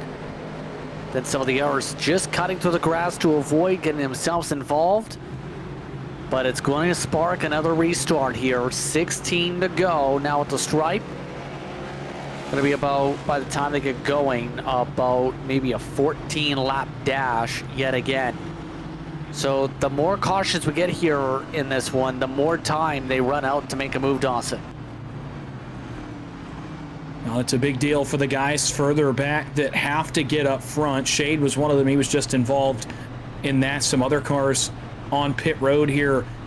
The big one I'm now looking at, and this has presented itself as an opportunity here. Aaron Matthews runs position number 6. Kevin Ruff has made his way to his pit box here under this caution flag. He's scored in 21st. If it gets any worse than that, it is going to be a very dicey final 15 laps for the driver of that 14 machine, the 16 on the race car. You see as he sits in his pit box, that car is damaged really for the first time tonight. This is going to be very hairy for Kevin Ruff as he's right on the razor's edge of what his point buffer was following stage 2. So now let's see what happens as there's more damage repair coming up for the 14. Absolutely. The Coppola now going to be in that 10th position for the upcoming restart sequence. The 77 has done a solid job on the night. Again, Kenny, one of the drivers that's kept quiet but has looked to have speed this evening where he's gotten chances to lead this race. He's got a good chance to try and continue to have an opportunity to maybe go for the win here with a teammate alongside here and a teammate in front.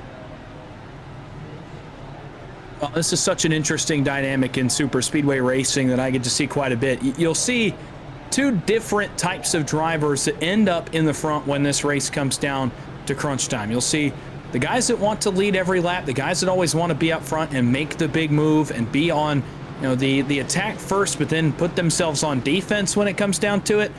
But then you'll see the guys that just have a solid night, stay out of trouble, keep the nose clean, keep really one line, make moves when they have to, but not, at will, like some of the guys that you may see lead a ton of laps.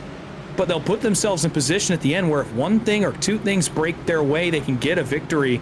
It's always been so interesting to me. I have both raced with and been both of those drivers. The one that wants to be up in the front controlling, but also the one that just chills out. Again, keeps a solid car together so that at the end, when attrition takes over, the moves start to get bigger and the blocks start to get more desperate, maybe Lady Luck will look finally on the 77 tonight as he's just kept the car intact and not had to go do any repairs. And it's been a pretty quiet night for Coppola, like you noted. But it can end in a very big way because he's in position. It's so interesting to watch those two dynamics play out. Whereas on the other end of that, I think, is Nick King. And for good reason. The guy that has to win in the 16, wants to be up front controlling lanes, wants to be up front controlling the race. It's a very different dynamic from what Coppola does. And yet they're both in position to potentially steal away a win when this thing comes down to it in 14 laps time. So now we get set to go once again. Just about ready to see where things fly. Tonight's action brought to you by PrecisionSetups.gg. One of their cars up in front. There they go. Coming up towards the restart zone, just have to make their way out of turn 4. Of note, Gavin Ruff has caught up to the field after getting repairs done once again. They'll start at the tail on the inside line with significant right front fender damage. Simrap Market restart zone. 14 laps to go. Green, green, green. We're back to racing. Well, the inside just did what Nick King did on the last restart. He has it done to him this time as the inside times it up and gets going behind Blaine Wilson. And now King is on defense and his help starts to bail. Matthews out of line. A couple of other cars out of line from behind the 16. And they have to now get it going. King in a tough position here with some help behind him, but no momentum.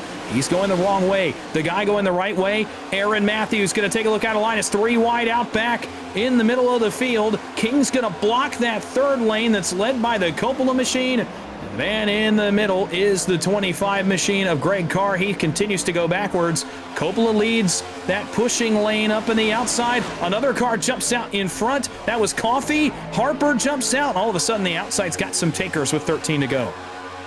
Ways back, though, from that outside line. 10th on back right now, trying to get things going. Tim Wortman Jr. also wants those making some ground. How about 22 spots gained for Wortman Jr. tonight, who's been amongst those behind the 8 ball with damage repair all night long. He's now one of the drivers leading in the bottom line, moving. The outside line is dropping fast. They're busy having a lot of fighting because here comes King now to the outside. But no takers along with him, and again now he will go backwards in that outside lane as they work around him. He's going to go all the way to the tail end of the field, and that is not where you want to be with 13 laps to go. He'll go all the way to the back, the last car in the draft. Car jumps out of line. That's Moore in front of his teammate Alex Coffey. Those two will work on the outside, but up front, it's a little more in front of them where you find the leaders of the outside lane now, and it's a man who likely needs to gain some spots. Aaron Matthews is on the move. He's position number 7. and continues to try to gain spots. They jump back down. He was on the nose of Barry Sanders, and they try it again here on the back straightaway. Matthews in a really good spot right now, considering that Cabin Ruff runs 21st. I think he's got to get a couple more spots in order to point his way in. He might not even be thinking about points. He might just be thinking about a trip to victory lane. I think most people are starting to think about a trip to victory lane at this rate. Aaron Matthews doing a good job getting himself positioned for that with 11 laps to go. Working well with Barry Sanders, a teammate, as the Aero machines are tandeming their way up front. One driver way to the apron, that's Jose Medina, all of a sudden backing out. Medina having an air problem in the 48. As the rest of the field zips on by, Medina loses the draft again. Here's the run up front, a change in the front of the field. Rogers jumps out of line in the lead trap. Nobody goes with him, and now he'll have a friendly car in his mirror. It's the 8 of Blexkowski. Where does Matthews go when he gets there? He'll opt to push for now. A little bit surprising considering what they were doing earlier, but just trying to get the momentum going before they make a big move. Rogers leads the top. Bottom is tandem. This is not a great spot for those two cars on the bottom to be in right here, though. They tandem away just a little bit, but they're going to have to try to split. They're going to get split up, and allows Rogers back into the party. Here comes the 44 on the outside for the lead. Blexkowski with him. Aaron Matthews, Barry Sanders, Warren Young in that line coming forward. A couple other cars out back of them as well. 2x2 all the way through the field. Good move by the BMP machines as they go 1-2. But Aaron Matthews is there. Coming at 9 laps to go. Here comes the Aero car. Matthews trying to find his way up front. Does take the race lead with the help of Sanders as they're 3 wide of the back of the pack. Matthews and his teammates trying to help him get to the postseason at the right time. And this was right as Cabin Ruff was starting to gain spots. Now he's up to 16th. But with Matthews leading the race, it may not matter. If that 5 car can go to victory lane, the points go out the window. The cars 3 wide, by the way, were led by the 20 of Christensen. A couple laps down, but trying to help cars get up to the front. One of them was Johnny Shade. They have to bail now. That outside lane does not work. Some cars still stuck in the middle of the racetrack. That's where you'll find Gallimore, Coppola, King, and a couple of others, as well as the pole sitter Darren Mills and Shade. They've got a little tow here in turns 3 and 4 as those two cars try to work the outside lane, just not working for them. And up front, in the best position in the field, is Matthews as a couple more try through the middle. Matt Cox going to hang Brennan Bikey out to the wind. Atwood down to block him, and all of a sudden it's 3 wide out behind the top 5. Right now, some more elbows up from Bikey. Getting a little bit edgy in terms of runs. Now a bad push in the heart of the field. Contact. Round goes 1 to the Jameson Middleman's tributes. Rogers is sliding down below. Tim Wortman Jr. was the car squished. No caution flag as Rogers slams the inside wall. We stay green. Now they reckon 3. Upside down is Coffee. Coffee rides upside down as Matt Cox and several more join with them in the wall. And we're under caution once again from Daytona. And you can see this one coming from a mile away, the way they were racing and the way they got offset right there, going down the back straightaway. You could just tell something was going to have to give when they went into turn 3. They were 4 wide. At Talladega, you have room. At Daytona, you do not. This starts, and to Alex Coffey's credit, he's just trying to take the real estate that he was granted right there and get a run and maybe get some track position. But as they try to go 4 wide again, it just doesn't work. Man, big hit for Coffey. Almost a bigger hit there for Blexkowski in the 8. A couple of really monster impacts, and Alex Coffey getting a nice view of the infield grass. Certainly not the view he wanted with 7 laps to go. That will certainly more than likely end his night. We'll take another look at it and watch just how stacked up things get. I was surprised they made it as far as they did when they go 4 wide right here. I'm surprised this lasted about half of the back straightaway before we saw an issue. Right there, it all comes to shove. Man, look at the hits for the 8 and 54. Blaine Wilson led on the restart. He's involved in this as well. Matt Cox got all that damage fixed and immediately now is going to be back to the service of his pit crew. Boy, a big one strikes in turn 3. That's a great view right there. Alex Coffey up on his lid. Takes a lot of drivers that look to get up to the front to contend out of the action here with the orange spun boxes replay. Matt Cox still amongst those still wobbling to get to pit road. Cabin Ruff also amongst those who has to come back down again. His chances are looking mightily difficult now with Aaron Matthews up front. But never over are those chances for Cabin Ruff, and that's because through that wreck, Johnny Shade now runs 7th on the speedway. Nick King is 13th. Caden Norfray is 11th. So 3 more must-win cars up here. Oh, by the way, you got Nick Atwood trying to ruin the party up here for these cars at the front as well. So far from over for Cabin Ruff. But I can't imagine as you're sitting on pit road, you see the field come by, the 5 cars out front. Can't imagine it's a great time sitting in the pit box right now for Ruff, who we talked about ran this race perfectly.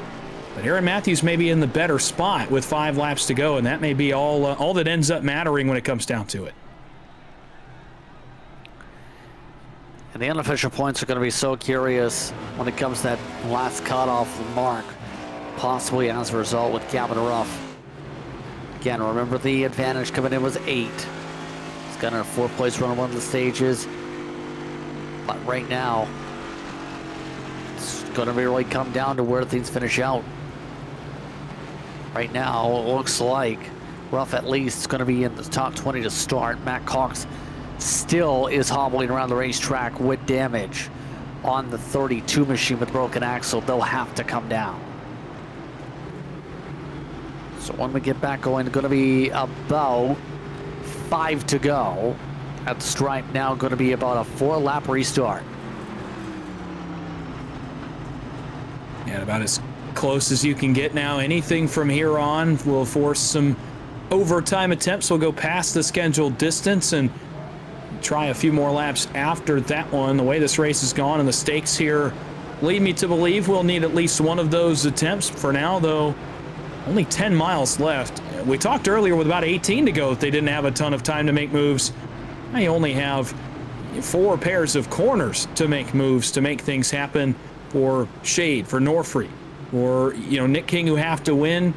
For Matthews, even up front, it's not a lot of time to process things mentally. You're doing a lot of planning right now. The best thing for Aaron Matthews is he's flanked by teammates here. That's going to be huge, but he's got teammates out back of him as well. Shade, Moore, Wyatt, all those cars from the same stable. It's going to be very interesting. Norfrey as well. There are 4 dig cars lined up behind these aero cars. They're in different lanes, but certainly something to watch when we get back green. Matthews, now it comes down to how desperate are you willing to get blocking. And we've seen blocks go right. We've seen blocks go wrong. For Aaron Matthews, you better hope you're on your game tonight if you want to go to victory lane, erase any doubt that you're going to get in, and just get in the easier of the ways, and that's just put yourself in victory lane. So your top 10 is Matthews, Sanders, Young, Atwood, Mikey, Moore, Shade, Wyatt, Harper, Gallimore. They're all in the top 10 for a 4-lap dash here at Daytona. It's been a night so far where teamwork's been pivotal and teammates are 1 and 2, and as well as 3. Up front, Team Aero looking to hold on to try and get themselves a victory. Then BMP 4th and 5th. Then you have Dig 6th and 7th, as well as 8th and 9th.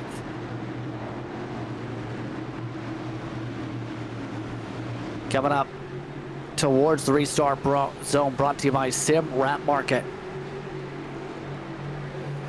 Matthews in command of the restart. Green flag is out. Sanders doesn't go.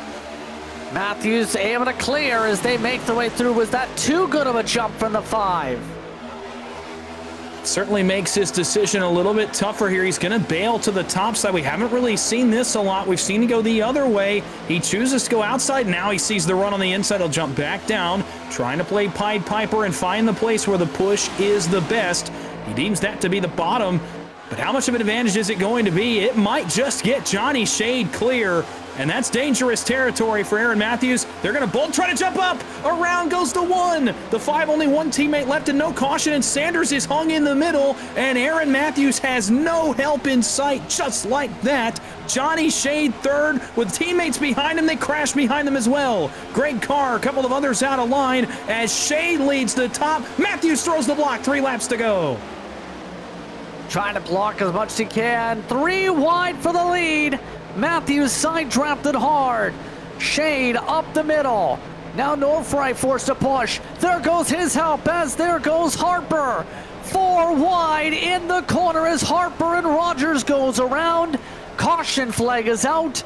Green-white checkered situation. Matthews the leader at the time of caution.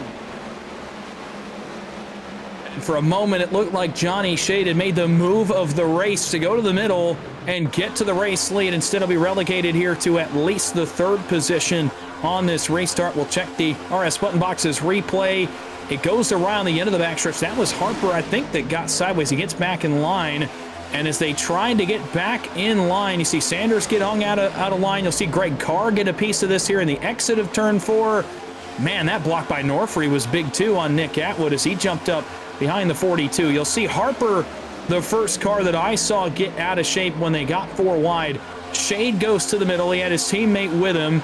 They bang doors up front, and when they go in the corner, it goes a little bit awry. Oh, King works up the racetrack just enough to get a little bit of contact with the 42 of Harper, and around they go. Rogers, Gallimore, big hit there for the 42. Other cars involved in it as well, further out in the back of the field. And that's what happens when 4 cars try to fill 3 cars real estate. That's what tends to happen. See the contact right there, and it is on in turn 1, and Harper by far gets the worst of this. Yeah, as soon as you go 4 wide at Daytona, it's never pretty. There's not really any room to go 4 wide and survive here, especially on the sim. There are about maybe 11 clean cars left up in the main group, if that. You see once again. Contact with the inside for Harper, and then it's game on for a wreck. Oh, man, and for a couple of these guys, not only, now Harper obviously trying to stay up there and help the guys that he could help.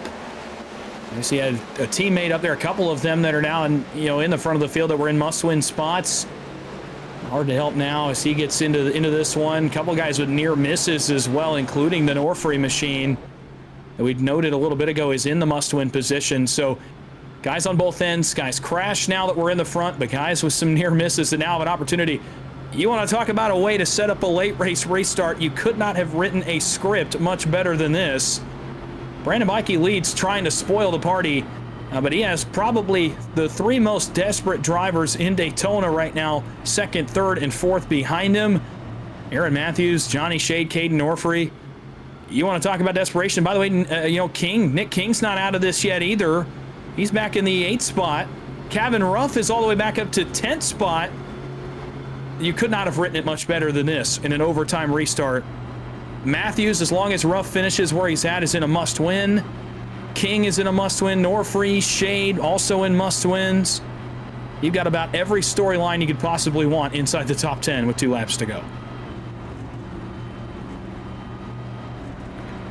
This is going to be nerve-wracking for these drivers again. Only 1 attempt at a green-white checkered. If we get to the caution, or we get a caution rather, before we get to the white flag, and the race ends under yellow. If we get to the white flag, it's game on to the checker flag. No yellow flag to freeze the field here at iRacing.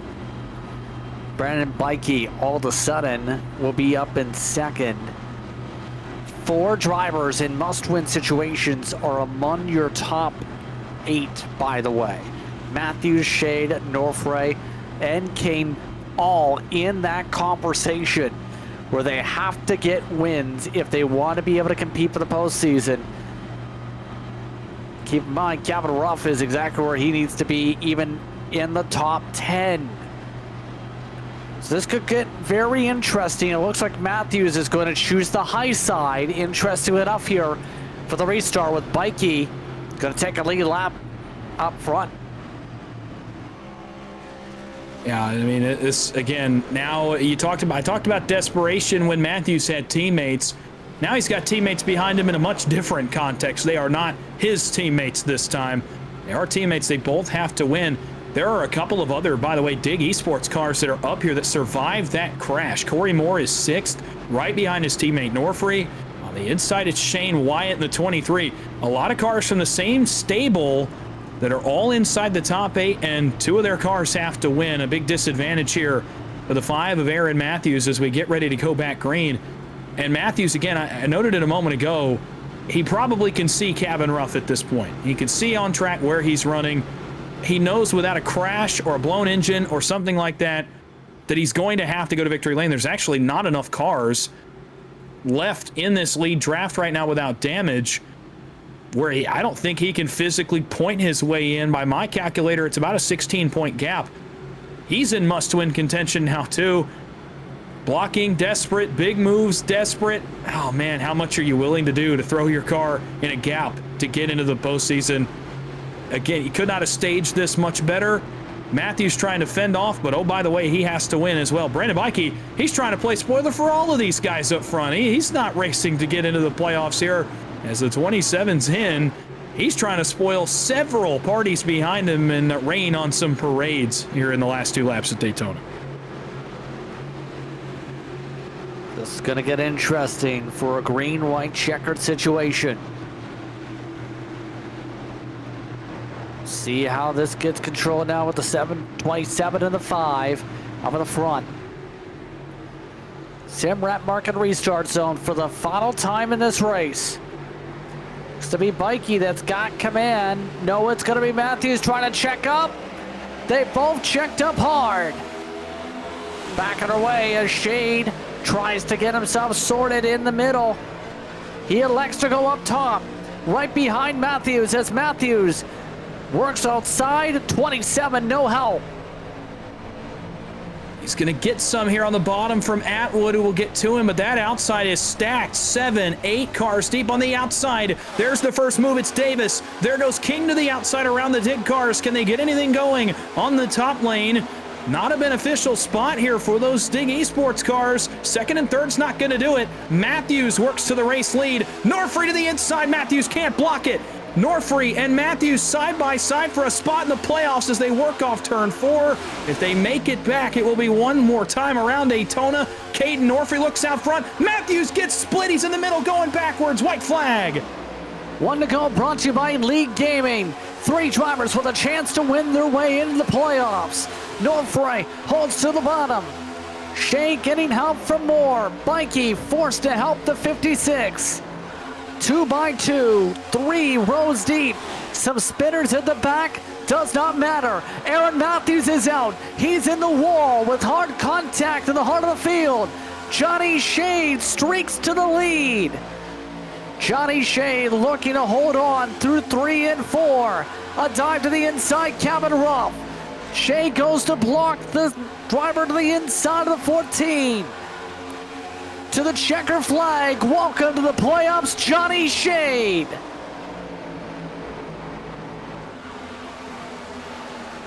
Johnny Shade moves on to the playoffs with a win at Daytona. He gets the edge over Cabin Rough to get the final playoff spot. Just couldn't have staged it any better than that for Shade, getting up in line, filling a gap that was there, making the move of the race to go to the outside and split Aaron Matthews twice. Johnny Shade put his car in a dangerous position potentially earlier in the middle on Matthews, then on the outside of Matthews. He gets the job done. You have to take risks to win at Daytona. You have to take risks to be in the playoffs. And boy, you want to talk about heartbreak. Cabin Rough comes home second, and it will not be enough to advance to the postseason. He's out now as well as Aaron Matthews. And Johnny Shade plays spoiler. Also comes away with a $25 payday with the help of Precision Speed Solutions. Good night to be Johnny Shade. I know they have a lot of confidence in him when it comes to league scene from that organization, and they get that here tonight for the 45. First win of the year and the last spot in. So he'll get a trip to Van Louis Sticker's Victory Lane this evening. He gets to celebrate and burn it on down on the front straightaway.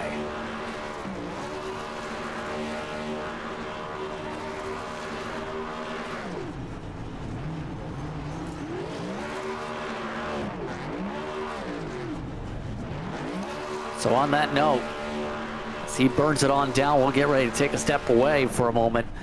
You're watching tonight's coverage of Moonshiners, the Oldie Builders Cup Series.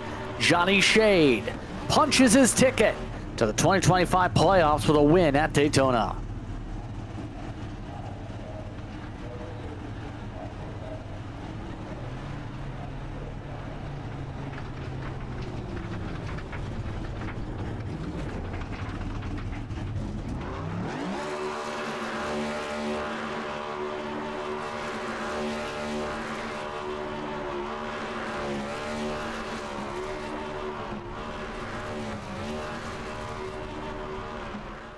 Racing isn't easy, but experiencing it is. iRacing puts you in the driver's seat with the industry's leading sim racing game. Drive on laser scan replicas of the greatest racing circuits from around the world. Go head to head against other drivers chosen by skill-based matchmaking to ensure competitive racing at every level. Compete across all your favorite series. In officially licensed cars, engineered to deliver the most accurate driving experience possible.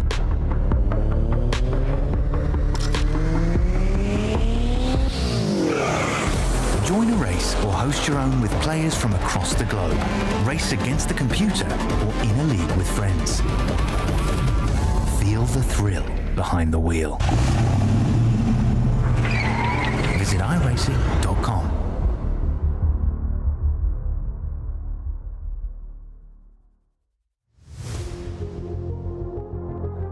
Welcome back to tonight's coverage of the Oldie Builders Cup Series, the Precision Speed Solutions 250. Again, for more information, go to precisionsetups.gg to learn more. Johnny Shade gets the victory tonight over Kavanagh. Then it's Mikey on the podium with them. Corey Moore and Kaden Orford the top five. Nick King, Chris Davis, Nicholas Atwood. Then you also have Jose Medina quietly getting a ninth. Great car rounds out your top 10, Dawson. Yes, finishing 11th tonight, Paul Gallimore, pretty good run for him headed into his playoff run. Warren Young goes from 12th tonight. Aaron Matthews did enough to get in position, not enough to get in, though. He'll go 13th in this one, with Shane Wyatt right behind him in 14th. Barry Sanders, the boss man, finishes in 15th tonight. Tim Wortman Jr. had a decent run in 16th. Blaine Wilson led some laps in the 17th spot, and it's Timothy Harper 18th. Sean Rogers 19th, and Kenny Coppola finishes in the 20th position. 21st goes to Matt Cox. He finishes 9 laps down. Darren Mills in 22nd. Skelski, Coffey, and Christensen top 25. Matt Metler finished 26th. Ryan Huff 27th. Chris Spear in 28th. Lamonte and Clark getting the top 30. The rest of the field was Mackin, Taylor, and Feder Place finished well back in the running order here tonight. Feder Place actually finished 102 laps down after opening lap theatrics.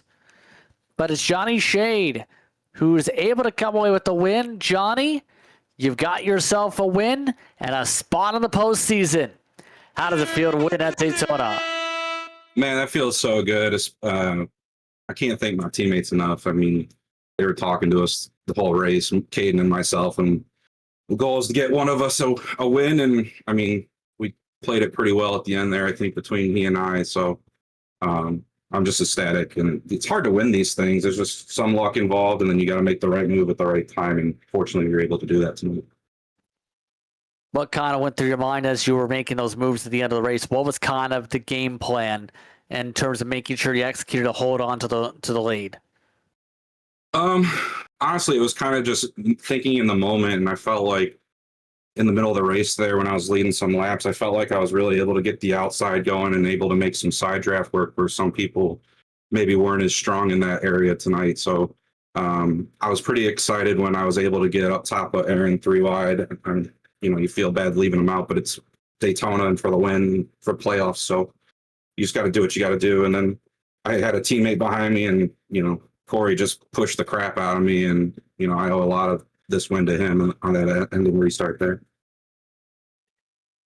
One thing to ask as well, you have that paint scheme. How do you like the new paint scheme? Especially with Precision logo that gets you $25 tonight. Oh, I know. Blake cooked me up some fire here over the week. I had that incident at my house, so I had to start in park or not even show up the last 2 weeks. So I was just trying to have some fun, and I asked him if he could get me some paint since I really didn't have power to do it myself. And this thing's absolutely fire. So big shout out to Blaine. Anyone you want to give a shout out to here tonight? Yeah, obviously I want to give a shout out to Precision Speed Solutions. Check out setups there, precisionspeedsolutions.gg. We also got leaguegaming.com and the CFSL on the car, Collegiate Sim Football League. And then obviously I want to thank the Dig Boys. Obviously Corey, Blaine, Alex, Caden, Tim, and Shane. Without them, this obviously is a lot harder to do. And then I always appreciate the work you guys put in the booth and in producing with DJ. So just big thanks to everybody. Congratulations once again on the win here tonight to get yourself to Van Louis Stickers Victory Lane. Thanks, Justin. Johnny Shade gets the win tonight, but it's heartbreak for the 14 machine. Cabin Rough, one spot away from getting a win, was in position if there wasn't a new winner tonight. Right now, unofficially, it would be the first one out, Dawson. He's with you. Gavin, it's an unfortunate way to end, I'm sure. And as you try to start to process this, I do want to take you first back to the last lap. You're in position. You make what I thought was a good move to the inside to at least give yourself an opportunity. Looking back at it, is there anything you could have done differently there, or were you pretty resigned to finishing second coming off turn 4? Thought I could have had maybe generate a different run coming off of 4. Looking back at it, when I got to that restart, I told my team, I said, 4 people are in the top 5 on this restart that if they win, I'm out. Bikey was the only one that was locked in. So I knew it was going to be a tough one. Aaron Matthews, love him to death, but he had a rocket ship. He was the first person I was like, if I can bail on him, that's what I'll do, and then I'll try to work it the rest of the way. So coming out of 4, I mean, I had a little bit of speed, but just not enough. And congrats to Johnny. Johnny's such a good dude. He messages me after the races and stuff like that, and we talk outside of this. But more importantly, I'm just really proud of this team and what we were able to do tonight. In memory of Jameson. I'm glad I got to run that paint scheme. It means a lot to me. Jameson was a really, really good dude. And in this moment, he would just tell me to keep my head up and keep moving along and try to get some dubs. We're not in the playoffs, but we could still have fun chasing trophies. So we miss you, Jameson. We love you to death, man. Condolences to his family. And we're going to win one for you, buddy. We're going to win one. We're going to burn it down when we win one for you. I do want to ask you about, the strategy coming into tonight. We saw you run up front for the majority of the race, pick up stage points galore tonight to put yourself in a great points position. Was that planned coming into the race? Was that a reaction to how Aaron decided to run this race out? Back of the field, take me through how this race developed for you. What put you in, such a good position tonight at the end of the race? Yeah, I definitely wanted stage points. I told my guys because, Tim and me, we were going back and forth, and Tim's like, I may sit in the back, I may not. And I just told him, I was like, dude, I've got to get everything I can because is a fair opportunity that I could do what Bowman did. I mean, obviously Bowman got wrecked out, so he just got really lucky in the real life race, but I could point my way in. So I knew after the second stage that I had a really good shot if Bikey would have won, or if someone that was already locked into the playoffs would have won, of getting in on points. So I knew after the second stage, I was like, okay, chasing the points is over. Now it's time to try to chase the checker flag and prevent someone from the outside to get in. So, and of course, one spot away from making that happen. An unfortunate end to your playoff hopes, but it is still a second place finish for you tonight. So before we let you go, do want to give you an opportunity, any thank you, shout outs you'd like to give? Yeah, shout out to Warrior Racing, the whole team. Nick King, man, shout out to him for pushing me tonight. He was a really good pusher, and he did some really good paint schemes in memory of Jameson. We were really excited coming into this race, being able to represent him. in memory of them. And just shout out to Ryan, shout out to Belmo, shout out to Chris, shout out to Tim, shout out to everybody on our team.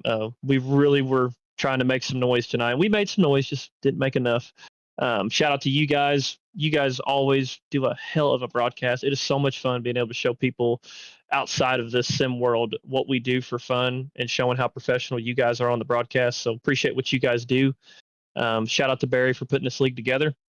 And shout out to Best One Tire. They weren't on the card tonight, but that's who I work for in real life, and they sponsored me on this sim rig. And I appreciate what they do for me outside of work. So appreciate you for talking to us. Gavin Ruff, one spot short of the playoff hopes tonight, but still a good finish for him in second, Justin. Yes, indeed. Able to come away with the second spot, but Brandon Bikey almost looked like his chances were done with one of the incidents where he had that contact to the rear bumper in one of the front straightaway stack-ups. It's still third place for you, Brandon. How are you feeling about the top three? Yeah, I got very fortunate. Obviously, we had pretty major damage there in the middle of the race. I got 3 laps down at one point, and cautions just kind of fell, in a good way for me to be able to have a chance to get back up there. And I was leading going into the green white checker there, and can't ask for anything more. Just didn't have the right push, the right people at the right time, and couldn't get it done. But it was good time, a lot of fun. A lot of people got tore up, so I'm sure it was a good show. It was some good intense racing here tonight. How would you describe that intensity in the field itself in the midst of the moment? I mean, the first stage was pretty laid back, at least from where we were running up near the front. But that second stage, there was a lot of 3 wide racing, and then it was pretty wild there in the middle. I was just trying to stay clean because I couldn't afford getting bumped or touched or anything to be able to get the lucky dog passes. So I was just kind of laying back, but it was wild in there. So it looked like those guys were cutting up pretty good, having a great time. I was just trying to stay safe, and I mean, I narrowly missed contact a couple times that would have forfeited my lucky dog. So again, I got very fortunate, but the energy was high in the race for sure, being the last race of the regular season. So with that being said, how do you describe your approach now for the postseason with it starting next week? I'm just going to try to, I don't really know. I haven't thought about it. I'm just going to kind of do what I typically do. I'm going to try to work on setups, help, Kenny get these setups dialed in for us over here at BMP and TWRS. And we're just going to try to keep going out and running good races. This tire model's a bit different. You got to run it differently than what we did earlier in the season. So we're just working on how to run it the best way. And, I think it's going to be it's a good group of drivers in here for the playoffs. So I think we'll put on a pretty great show as far as having some good talent in there, and we'll see how it shakes out. Any shows you'd like to give here tonight? Yeah, Team Watson Racing setups. I think they're the best setups in town. Kenny Coppola is the setup builder for that. I help, and then all of BMP really helps with getting those setups dialed in. So I want to also thank my team. Love them to death. We work together really well, so appreciate them. And then my wife, she always supports me. And my dad watches a lot of these, so want to say hi to him if he's watching. And lastly, and most importantly, this one was for Jameson Middle Miss. It was kind of hard to do a really good tribute at the road course at Watkins Glen, and this is just a track that he loves. So we wanted to honor him with, at the beginning of the race, leaving that pole position empty for him as we went around the first lap. So he was a great guy. He's going to be a forever teammate for all of us, and we really miss him, and really want to send our love to his family and everybody that supported him all along. And we'll always remember him and hopefully do him honor by having a good rest of the season. Congratulations on the top 3 here tonight, Brendan. Thank you. Have a good night. That's Brendan Bikey coming away in the top 3. Like, thank time for the top 3 to speak with us during post-race coverage here on Ballin TV. Next time out, we go racing. It'll be Darlington. That'll be September the 3rd, 8 p.m. start time. Be sure to tune in for the coverage here on Ballin TV. But I want your thoughts on the tonight as well as leading to the next race, Dawson, as things will heat up with the round of 16 starting next week. Well, I'll start with tonight. What a fun opportunity to jump up here and get to be part of such a big stakes race. And it had a little bit of everything. We talked about points, we talked about fuel, we talked about crashes.